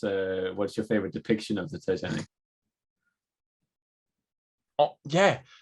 Well, One of our upcoming episodes is our most favorite depiction of the sinking, and that could be for different reasons. Even if there's inaccuracies, we could enjoy it for the drama. We can enjoy it for, the plot, whatever. But my favorite depiction is the drawings of Titanic artist. Yeah, there you go, Louis. Well, but before we speak about me, we need to say goodbye to Chandler. So yes, Chandler's I'm so sorry I've got to run. I have a very early morning, so I'll see you all in the not so distant future. Hopefully. Yes. Bye, Chandler. Bye. Bye, Chandler. Left me waiting so long, and he's just gone again. You just certified your first for that sexy voice. And that man's voice is a dream. I know. I like how the first impression we got of him was like reading Aaron's erotic fanfic. I forgot about Aaron's erotic fanfic. Yeah. So my next note, not to be too salacious. Sorry, I derailed it completely now. Go ahead. Go ahead, continue. So my next note starts, sure, Jan. Senator Smith, was the vessel broken in two in any manner or intact? Lightoller, absolutely intact. Senator Smith, on the decks? Mr. Lightoller, intact, sir. Very confident. I'll get to why he shouldn't have been so confident in a minute. Because she split in two. Yes. Sorry, I'll wait. Literally, yes. Spoiler: Titanic split in two. I tell you at the start of the fucking movie. Again, this was another note I took because I thought it shows Senator Smith's. He's not stupid. He's clearly a smart man if he's a senator. But I don't know. Donald Trump was president. Well, wait till you hear this. So, Lightoller, when I asked him, Captain Smith, shall I put the women and children in the boats?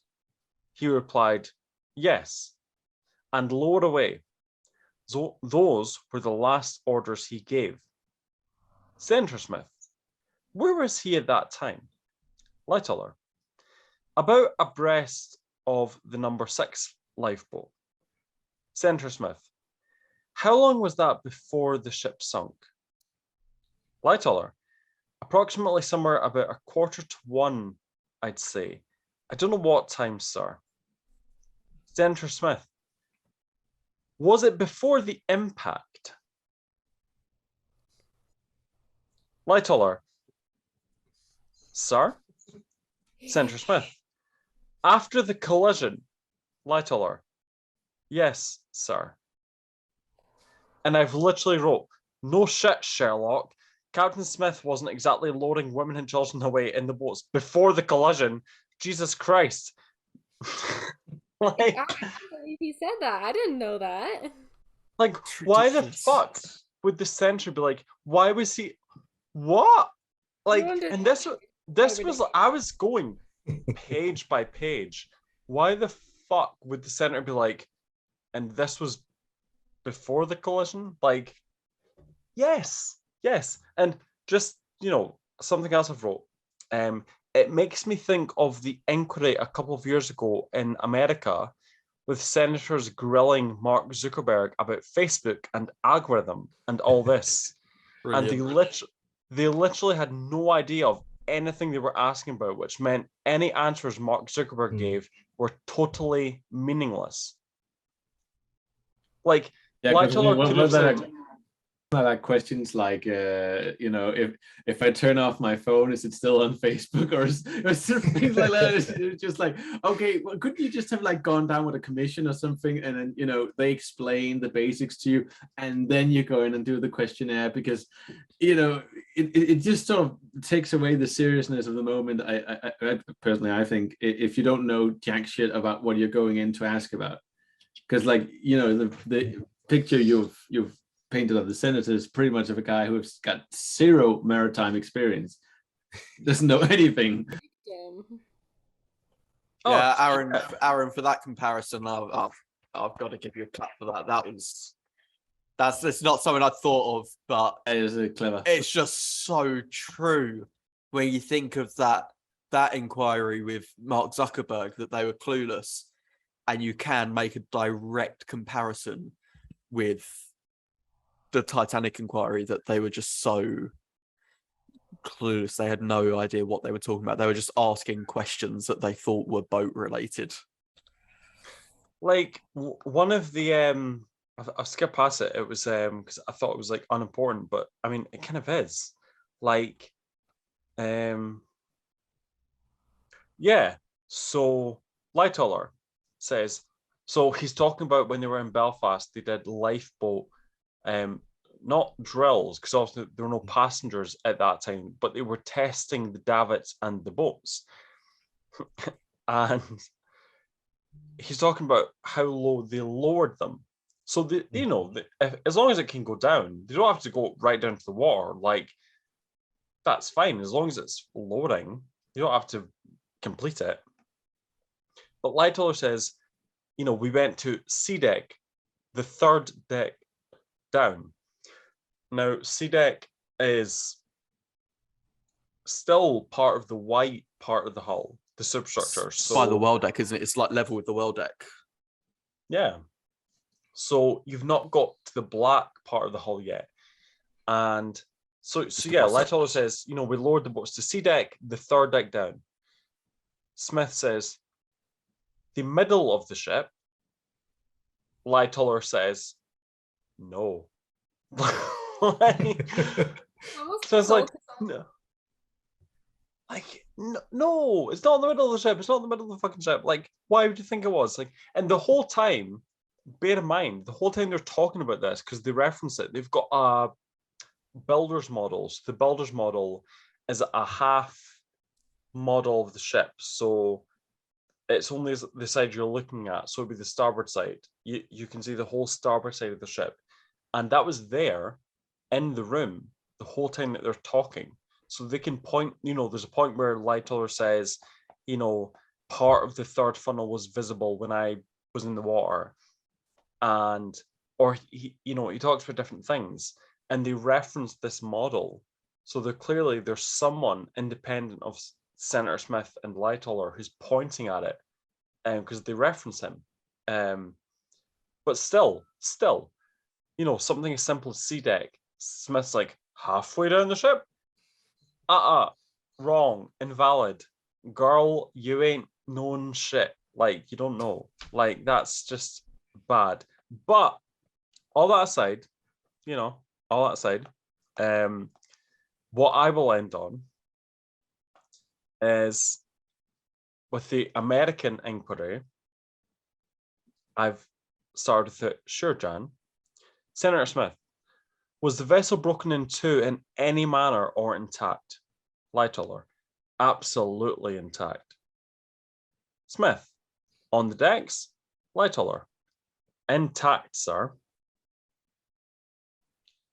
I mean, that's bad. That's not good, considering we know that one, he was fighting against two vents. He was underwater for a long time. And then he got on top of an upside down lifeboat. But yeah, he knows. Mm. It gets worse. So at the British Wreck Commission, this is when it gets more, he's like, it didn't break. I'm confident it didn't break. It gets worse. So Lord Mersey, so we're not talking about Senator Smith anymore. Lord Mersey of the British Wreck Commission said to him, so they were talking about the third funnel and where it was in the water, whatever. Lord Mersey says, it seems to me the ship would be almost perpendicular. Lightoller said, she did eventually attain the absolutely perpendicular. Now, this is where it gets really bad, because when you think about a criminal or any kind of court, whatever, you wouldn't want the judge to say, do you know what? I don't know how you could murder so-and-so because you were at work, you were busy, or, you were walking the dog, you had things to do. How did you murder them? Like, you couldn't have done it. So when you hear this, when you think that more than one person died, like nearly 1,500 people fucking died, and Lord Mersey says, did you continue watching the afterpart sufficiently to be able to tell us whether the afterpart settled on the water at all? So whether the afterpart fell down. Lightoller, it did not settle on the water. Lord Mersey, you're confident it did not? Lightoller, perfectly certain. Lord Mersey, I have heard it said over and over again that it settled on the water, and that you say is not true. Lightoller, that is not true, my lord. I was watching her keenly the whole time. Lord Mersey, I did have a difficulty in realizing how it could possibly be that the after part of the ship righted itself for a moment. Now, a judge should not express their own opinion. So for a judge to be saying, I personally didn't understand how, I've had all these people, multiple people telling me the ship broke, the stern did this, that's a thing.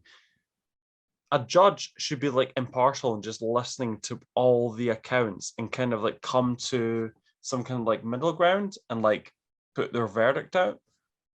But in the middle of this, the judge, Lord Mersey, is like, I didn't understand how it broke. And all these people are saying it broke, but I personally, as someone that doesn't know shit about ships, I didn't understand how it broke. And I think that's really damning. Personally. I think, yeah, definitely it is. And it's, let's face it, from the moment that the bridge went under, Titanic had, 6-7 minutes, I think, until it went down. Lightoller's underwater for, let's say, a minute and a half by the vent.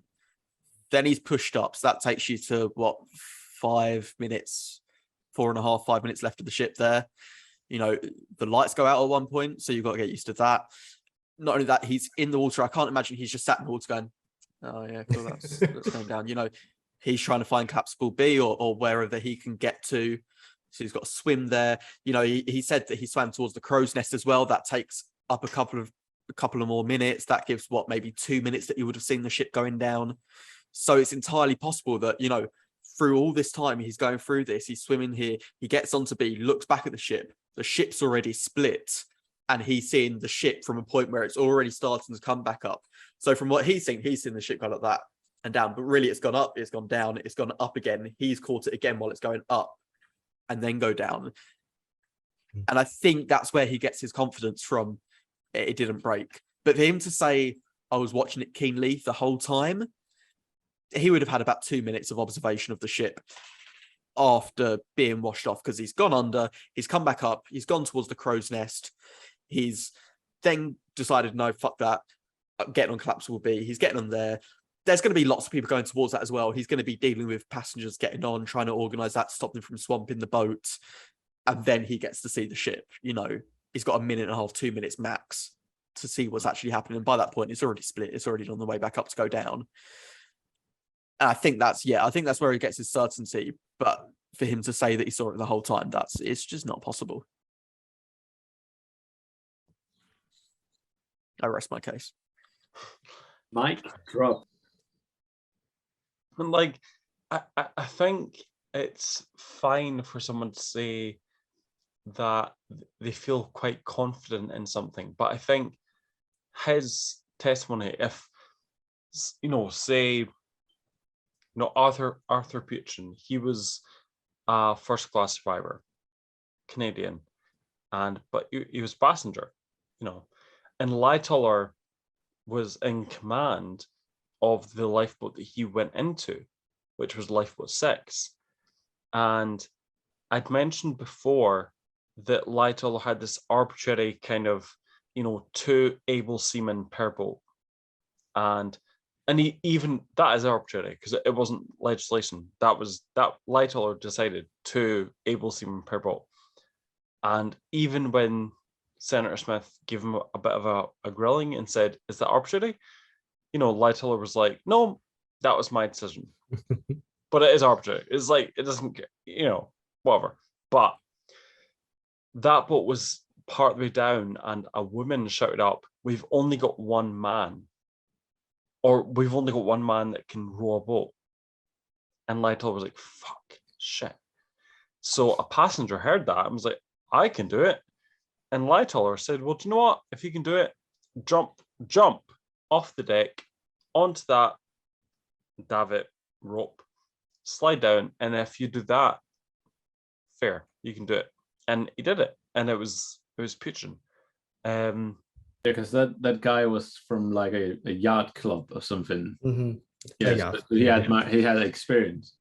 Yeah, that scene, if you haven't seen it, like to remember, is very well depicted in that film. The showing that. Mm-hmm. But he said that he heard noises in the darkness that he attributed to the ship breaking apart,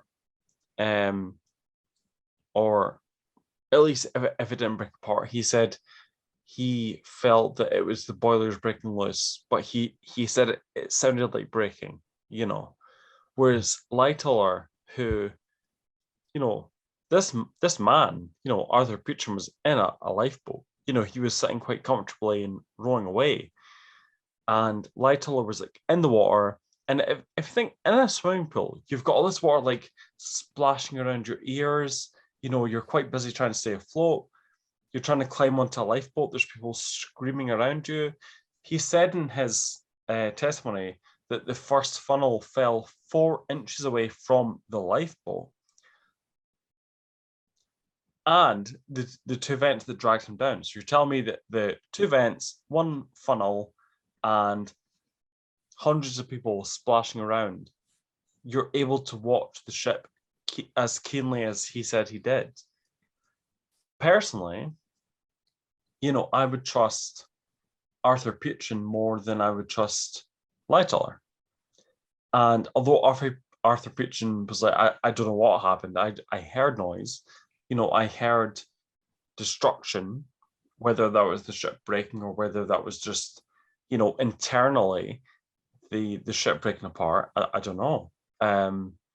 But yeah, I think it's fascinating, and it just the kind of the hero's narrative that has prevailed for Lightoller to the point where his life jacket isn't even there.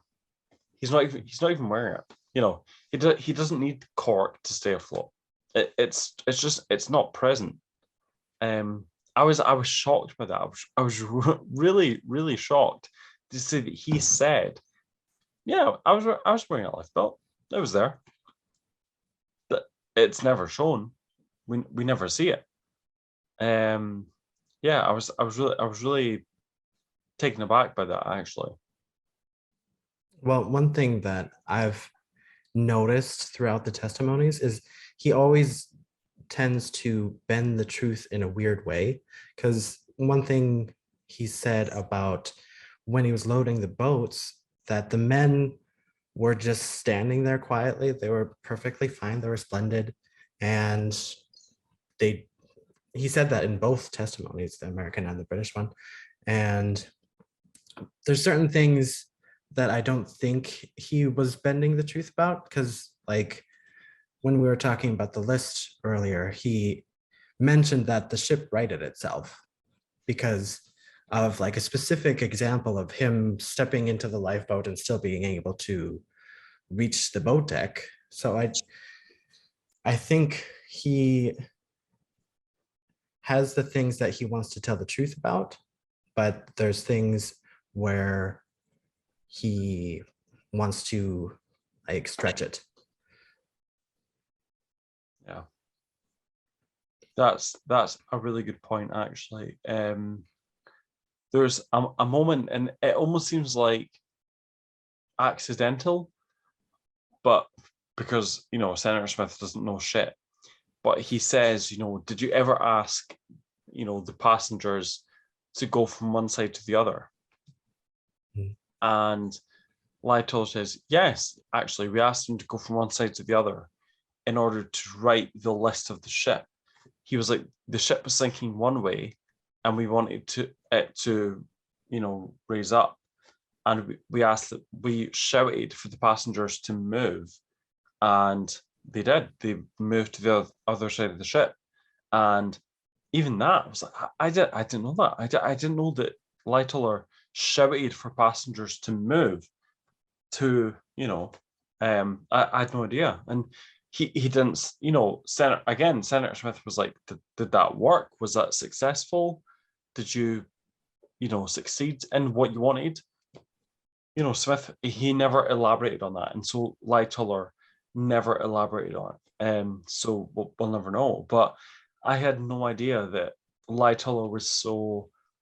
And actually, I mentioned earlier, I was I was going to defend him in some way, but I don't know if it's maybe not a defense, but it's something. But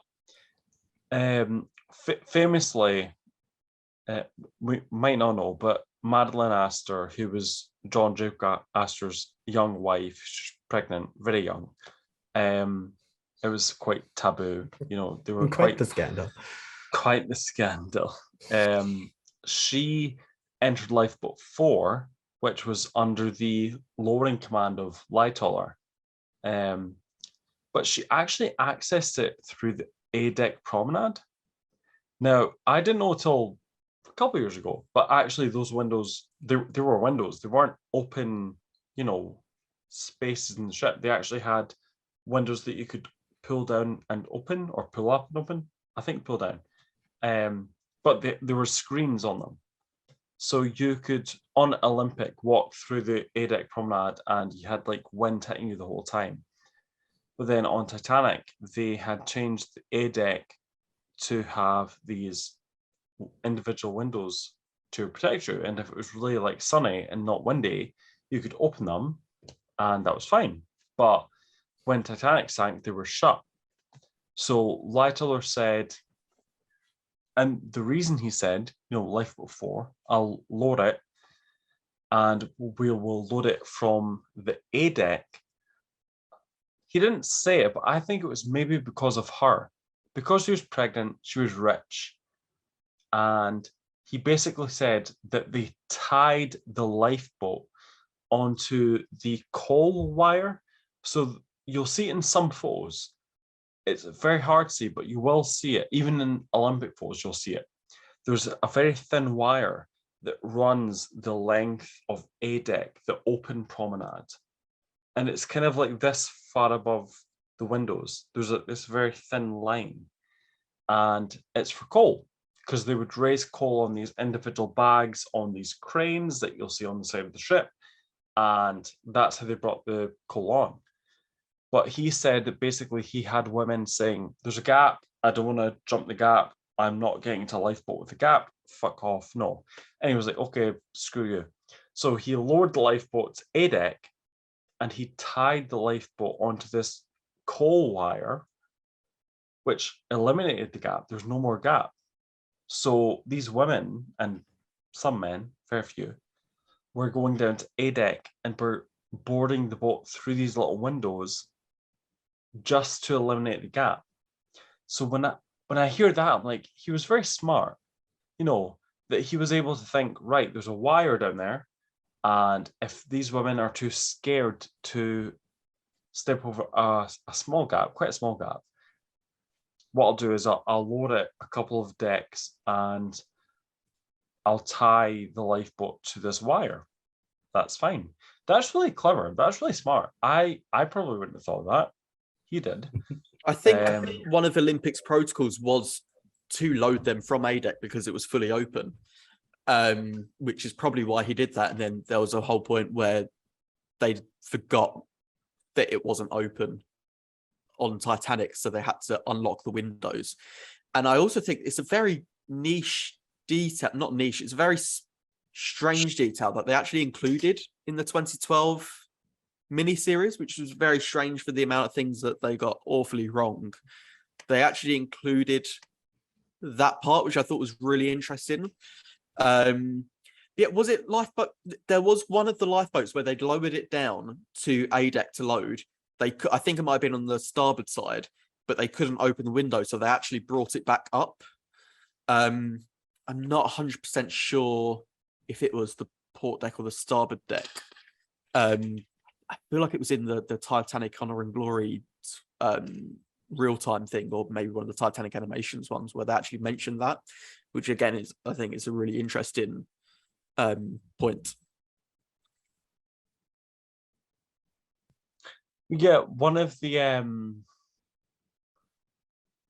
things I saw in Lightoller's testimony was that he said that he'd forgot that there was windows on.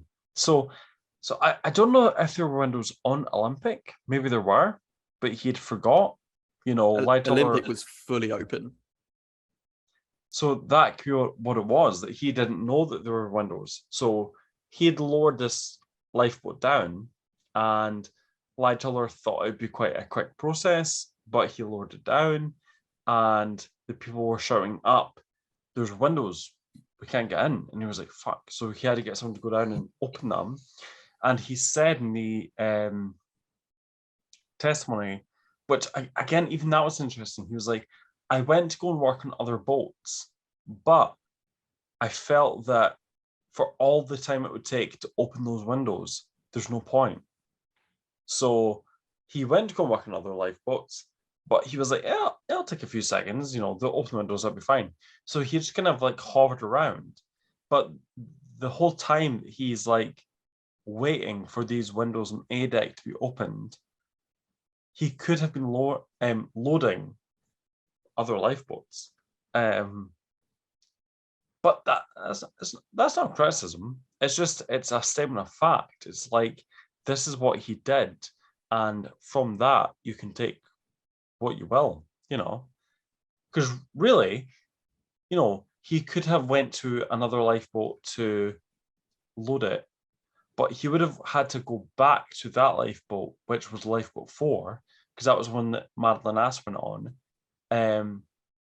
So it wouldn't have made much difference. So yeah, he might have put on another few people, but actually from his testimony, he states quite explicitly the reason that he put 25 people on his first lifeboat wasn't so much because of the hesitance of people. It wasn't because women were like, oh, I'm scared to go on it, I don't want to go on. He was like, I was scared to put them on. I didn't want to put them on. And then his second boat had 30 people. His third boat had 40 or 50 people. And his fourth boat had 60 people, you know. So there's a clear increase in passengers, not based upon his feeling of safety in the lifeboat, but based upon his sense of peril. You know, the ship that he was on, that it was sinking. You know, he was hearing, you know, this ship isn't going to last, Charles. So you might want to up the number, like, you know. Yeah. I need to head off in a sec. But I wanted to quickly, I see that Callum sent a message to our Discord, our Instagram group, get us on Discord, our Instagram group, just with some closing thoughts. So I figured that maybe just read that out real quick, just so we can get his final thoughts. I suppose my final thoughts on Lightoller are that we expect better of our heroes and the people we hold up as champions of an event. What frustrates me most is that people like Murdoch are often sidelined and portrayed poorly, especially when you take into account that he was responsible for 75% of those saved. Maybe it's less of why is Lightoller considered a hero, but more a question of why isn't Murdoch given the same credit, if not more. Murdoch deserves the status of hero on par, if not more than Lightoller. I think that's a really good closing statement from Callum for that.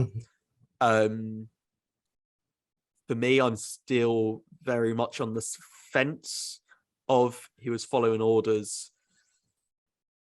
I feel like with time and the pressure of what was going on in the inquiries as well, that maybe he didn't necessarily lie, but maybe he accentuated the truth in some facts or missed out sections in other.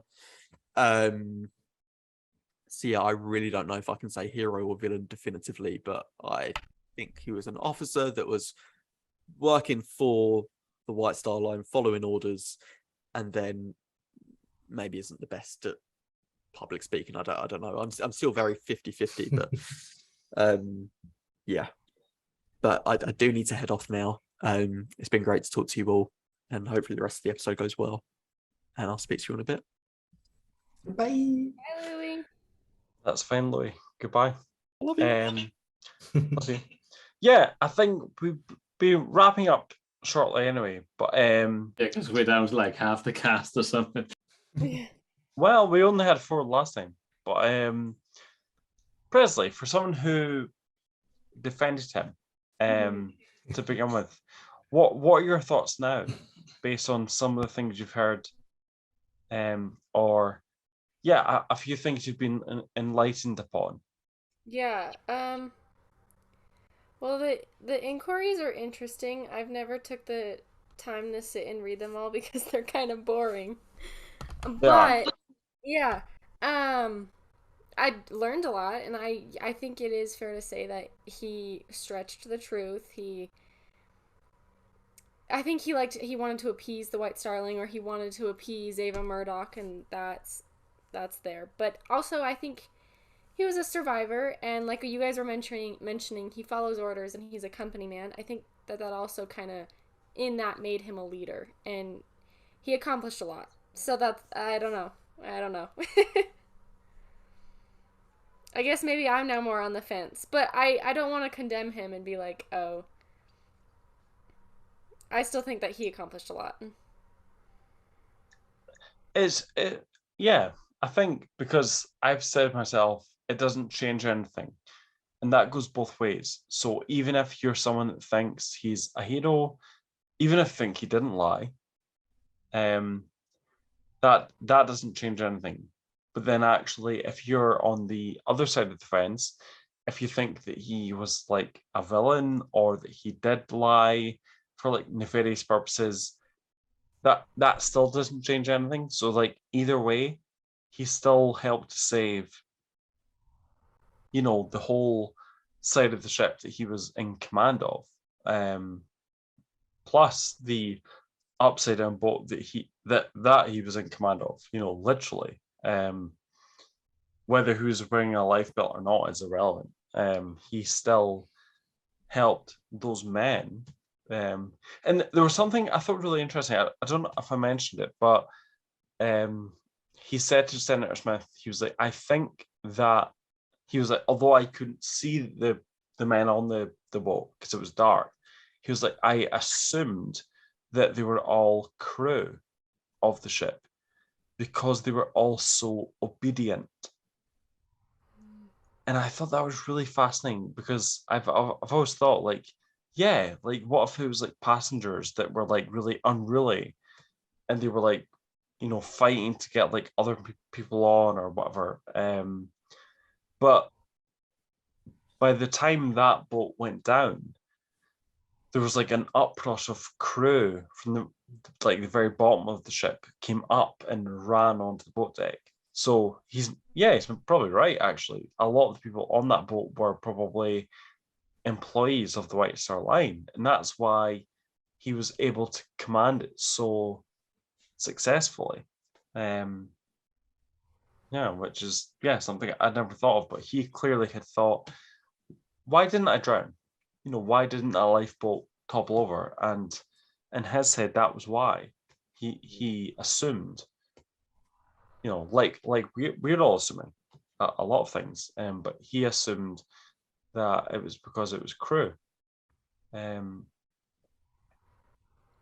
yes, Sebastian, what were your thoughts about Lightoller?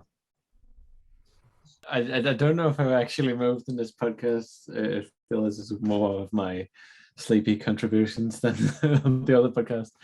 But yeah, I think like I tried to say earlier, there's more nuanced picture of him.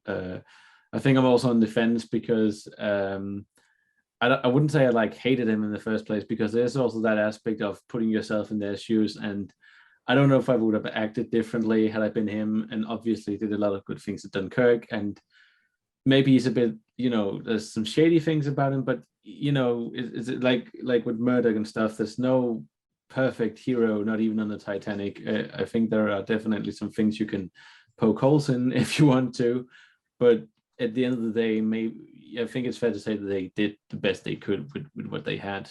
Even someone as Lightoller, even if it is questionable by modern standards to drag teen boys out of a lifeboat, that's may have just been normal for that sort of thing. Maybe just in his mindset. After all, it's a different set of morals for that time. So I think that's it's a nuanced picture. It's not really a clear villain, good man, whatever picture of Lightoller. Yeah, even the kind of the time reading. One of the things in the American inquiry, Senator Smith was like, you know, how many women could row? You know, if you were putting 2 men in each lifeboat, that's okay, 2 men to row, but what about all the other oars? And Lightoller was like, oh, I don't know, like I guess women had to row. And Smith's like, well, tell me, did women have to row? And the answer is yes. Like we know, you know, Molly Brown rowed, you know, the Countess of Roths she was at the tiller, I think, of her lifeboat. So we know that it's fine, and it doesn't shock us in this day and age. We're like, okay, women rowed, like great, but there's a whole back and forth between Lightoller and Smith about what, like, you only put 25 people on the first boat, and the shock and the anger isn't because of how little people there were. It's because of the fact that there was only 2 men. And Smith's like, who rowed? Like, women can't row. Women can't row a boat. And like us nowadays, we're like, you know, yeah, well, they can. Like, we know they can. Like, it's fine. I think it's also like a gentleman's etiquette thing over it, like you know, because it's not that. If I think partially it could be that, you know, the picture of women at the day was the delicate things that don't have to really put into hard labor. That's not their thing, and also because men are to be at service for these women. I think that's at least mentioned in Lord's book. That it was like a normal thing back then of men to offer their service to women before the journey started. So that's just one thing I think could be like why there's such a shock factor, if you could call it that, from when you let women row. It's like these delicate things, you're letting them do hard work. How dare you? Yeah, it's crazy. It's wild. It kind of gives us a different lens to look at these accounts through. So we can't take all at face value. We've got to kind of look at it through a modern lens. So, when Senator Smith's saying, you only had X amount of men to row the boat. It's like, well, no, actually, Lightoller, nowadays, if he'd lowered the lifeboat with 2 men, Presley would be like, give me an oar, like, I'll row. Like, so we've got to look at it through our modern day lens. But yeah, it's wild. Nathan, yeah, what are your kind of closing thoughts on Lightoller as we draw to an end? I guess the main thing that I enjoyed about this was I got to learn a lot more. Even like before we started reading the testimonies, they were a little boring at some points, but they had a lot of interesting parts to them where I recognized them, like in the 97 movie, where I was like, oh, that's exactly how he said it happened. Or like his conversation with Smith at the bridge where he was talking about the ice warnings and how flat the ocean was. So it was exciting to see more information. That there's definitely parts where you have to take into account that it was just one person seeing one thing, and you can't always say that it's the complete truth. But I think that's the interesting thing about this whole story, is that there's so many people involved that had different experiences, but they all went through it. And it's the human aspect of that story where it's enjoyable and interesting. So no, it's true. As much as we tonight or today or tomorrow or whatever, we've criticized Lightoller for saying, the ship did not break, and we have watched basically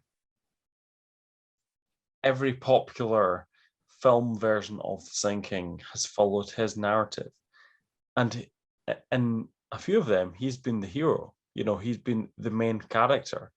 We mentioned earlier that yeah, and I just remember the James Cameron's 97 Titanic, he's not wearing a life belt, but actually we read the testimony and he was wearing a life belt. He was, and he said he was quite adamant on making sure that every passenger he saw had one on, and if he saw one without one, he would say to them, why aren't you wearing a life belt?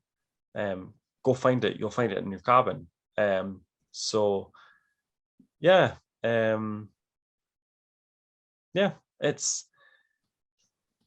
I hope coming away from this, we've not seen that he's a villain, because he's not, and that was never the intention, I hope.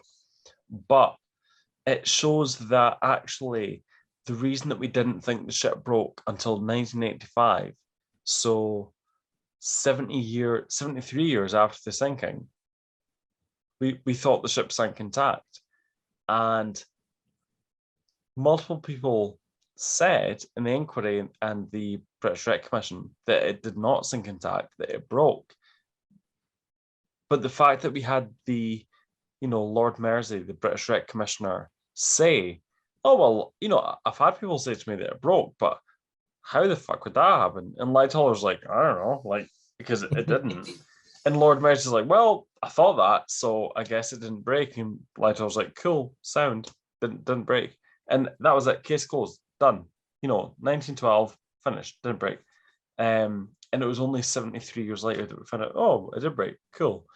I think that's very telling. And I don't think we've mentioned it. We've mentioned Lightoller's book, but But within his book of Titanic and other ships that he worked on, he referenced the inquiry into Titanic. And he says, his quote is, "An airing of dirty laundry would help no one." So he says, if you've got this line, this fresh, empty line, and you're hanging out these dirty bits of the ship broke, the ship didn't have enough lifeboats, the ship this, the ship that, does it help anyone? And actually, I agree, it doesn't actually, because we know now the ship broke. Does it help anyone? Does an airing of dirty laundry help anyone? No, really. And in 1912, if Lightoller had sat in front of Smith and Mersey and said, the ship broke, it was disastrous, people fell into the gaps and were burned alive and were zapped by electricity and it was awful, does that help anyone? No. So he's kind of right. He admitted that he kind of maybe not lied, but that he didn't express the full truth. But actually, in doing that, he also admitted that he was right in doing that, or that he wasn't wrong in doing that. So that's my 2 cents. It's a lot. It's a lot to unpack. I don't know how I feel anymore. Prez, I'm sorry. But yeah, she was a believer and a defender, and now she's like stuck in the middle. No, I still kind of defend him, but yeah. I don't know. Well, and rightfully so. I think there's like still things that are to defend, and like I said, no one's perfect. So I think like there's some cases you could say he definitely acted correctly or did the right thing, but then there's other things that might, by modern standards, be outrageous. Yeah, defend him where it's worthy, and criticize. Again, does an airing of dirty laundry help anyone? No. So if Presley came away from this thinking, do you know what? I heard you guys, I listened to you guys, but I don't like what you said. It may be true, but I don't like it. I don't enjoy that. That doesn't do it for me. So even if Presley, just as an example, came away from this having not changed her point of view, to Lightoller, that's valid, because doesn't airing of dirty laundry help anyone? No. Presley holding up his dirty laundry and airing it out, does it help anyone? No, it doesn't bring back any of the 1,496 people. So what's the point? And actually, on the flip side of that, me and anyone else saying Lightoller contradicted himself here, here, and here, and he was wrong here, here, and here, that doesn't help anyone either. It doesn't help anyone. It's kind of like the 3-bladed central propeller thing. Does it benefit anyone? Does it matter if it was 4, 3? Yeah, does it matter? No. And actually, most people don't give a fuck. But the really into it people do. And yeah, and Lightoller probably say it doesn't matter, but to the people that really care, it does. Yeah. Yes. So I get to believe that he redeemed himself at Dunkirk. And I do. Yeah, I would say there's some truth in that. Yeah. Yeah. I mean, I love that. I think that's really a nice point to end on, that we alluded to earlier, and yeah, we can end on it now. That actually, and I do think, I think Lee was like, I don't know if, or maybe Chandler was like, I don't know if that was hero complex or survivor's guilt, but it's irrelevant. Maybe it there's doesn't a matter. patriotism sprinkle on top. Yeah, he might have loaded the first lifeboat to like a third of its capacity, but he filled that little boat at Dunkirk to like over a quarter of its capacity. He like quadrupled. It had a capacity of 21, and he brought 130 with him, including his son. Yeah, it was licensed to 21. Yeah. So he did an amazing thing, and actually, I think that for people in general, I think everyone's got a second chance. Everyone's got multiple chances for like anything. You know, you've got a chance. If you did one little thing wrong in your past, just do one little thing right now or in your future. And if that makes you feel better, even if it's something that no one else knew about, if it's something you knew happened, but no one else knew, but makes you feel a little bit better, fair.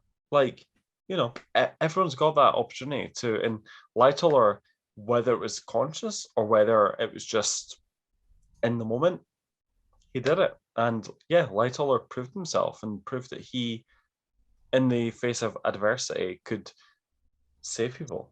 And he did that. Yeah, and he's probably not the first historical figure to redeem oneself in later life. In I mean, I'm sure if Hitler had survived, Hitler would have, I don't know. he would have become a painter again to save the world. I knew you were going to go there, Aaron.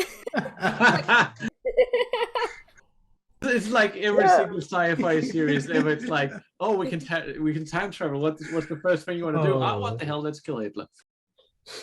Yeah, Hitler would have opened like pressing there. Comparison. The war would have ended. He would have opened the gallery. Everyone would have been fine. No, Hitler like dogs. He'd have opened like a puppy sanctuary or something and like helped puppies and like I don't know. He would have been letting them out in the sinking. Oh, Madeline's like, the dog, and Hitler's like, I got this. How wild is that actually? I've never thought about this. Adolf Hitler was alive when Titanic sank.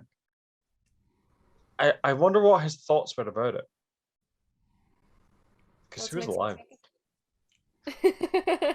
No. I mean, it was worldwide news. Next episode, what did Hitler think about Titanic? Thanks to Presley. Go from being like a respected intellectual podcast to like being down here with the conspiracy theorists. I love that. Well, on that note, yeah, I think we've kind of settled on Lightoller. He said some things that were wrong, but it's still up for debate whether it was intentional or if it was just what he genuinely believed. And even if there was some like conflicting stuff, even people who were like victims of crimes can say things that are conflicting. And yeah, I've enjoyed this a lot. I hope you've all enjoyed it too. Lightoller, if he was here, probably would have enjoyed it. Not a lot, but you know, tough.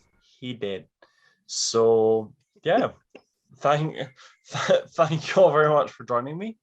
And to Chandler, Callum, and Louis who were here. They have gone down to the D-deck gangway door and they never returned. So we can just assume that they're nada. D-deck gang. Yeah, that's my thing now. Like if you're on the podcast and then you disappear, you're in D-deck and D-deck has flooded and you're dead. So it is what it is. God love you, but is that going to be like the name for the low tiers on the Patreon? It's like D-deck. That's a good idea. That's such a good idea. Because like, you know, I was thinking like with the Patreon, it would I don't know if it would make more sense, but I've seen on other Patreon, like other YouTube channels with Patreon, that they name the titles after, or the different tiers after a title or something like that. And I just think it could be cool to have like, you know, fitters, firemen, officers, captains, maybe even Coca. That would be cool. I like that. Senator Smith, he referred to the boat deck as the sun deck, and I was like, that shows that you're a passenger, you're a consumer of these ships, whereas us and Lightoller called it the boat deck, And Senator Smith, he was like, you mean the sun deck? The sun deck, because it's near the sun. And Lightoller was like, yes, the fucking sun deck, yes. So yeah, tier 1 will be the sun deck. And then That's it'll why be Sundowner. Yeah, we're doing them in decks, like, yeah. I love that. And I love you all. And I hope to see you at the next recording. Love that. A little kiss. Yeah. So we hope you enjoyed this conversation. Let us know what you think of Lightoller. Do you agree or disagree with us? And we'll see you in the next one, which will be, what unanswered questions of the sinking do you have? What's the most, or several of the most pressing things that you think, did this happen during the sinking? Would this have prevented it? Just anything really. Anything. What are the most unanswered questions about the sinking that you have? And yeah, we'll see you next time with that. Take care.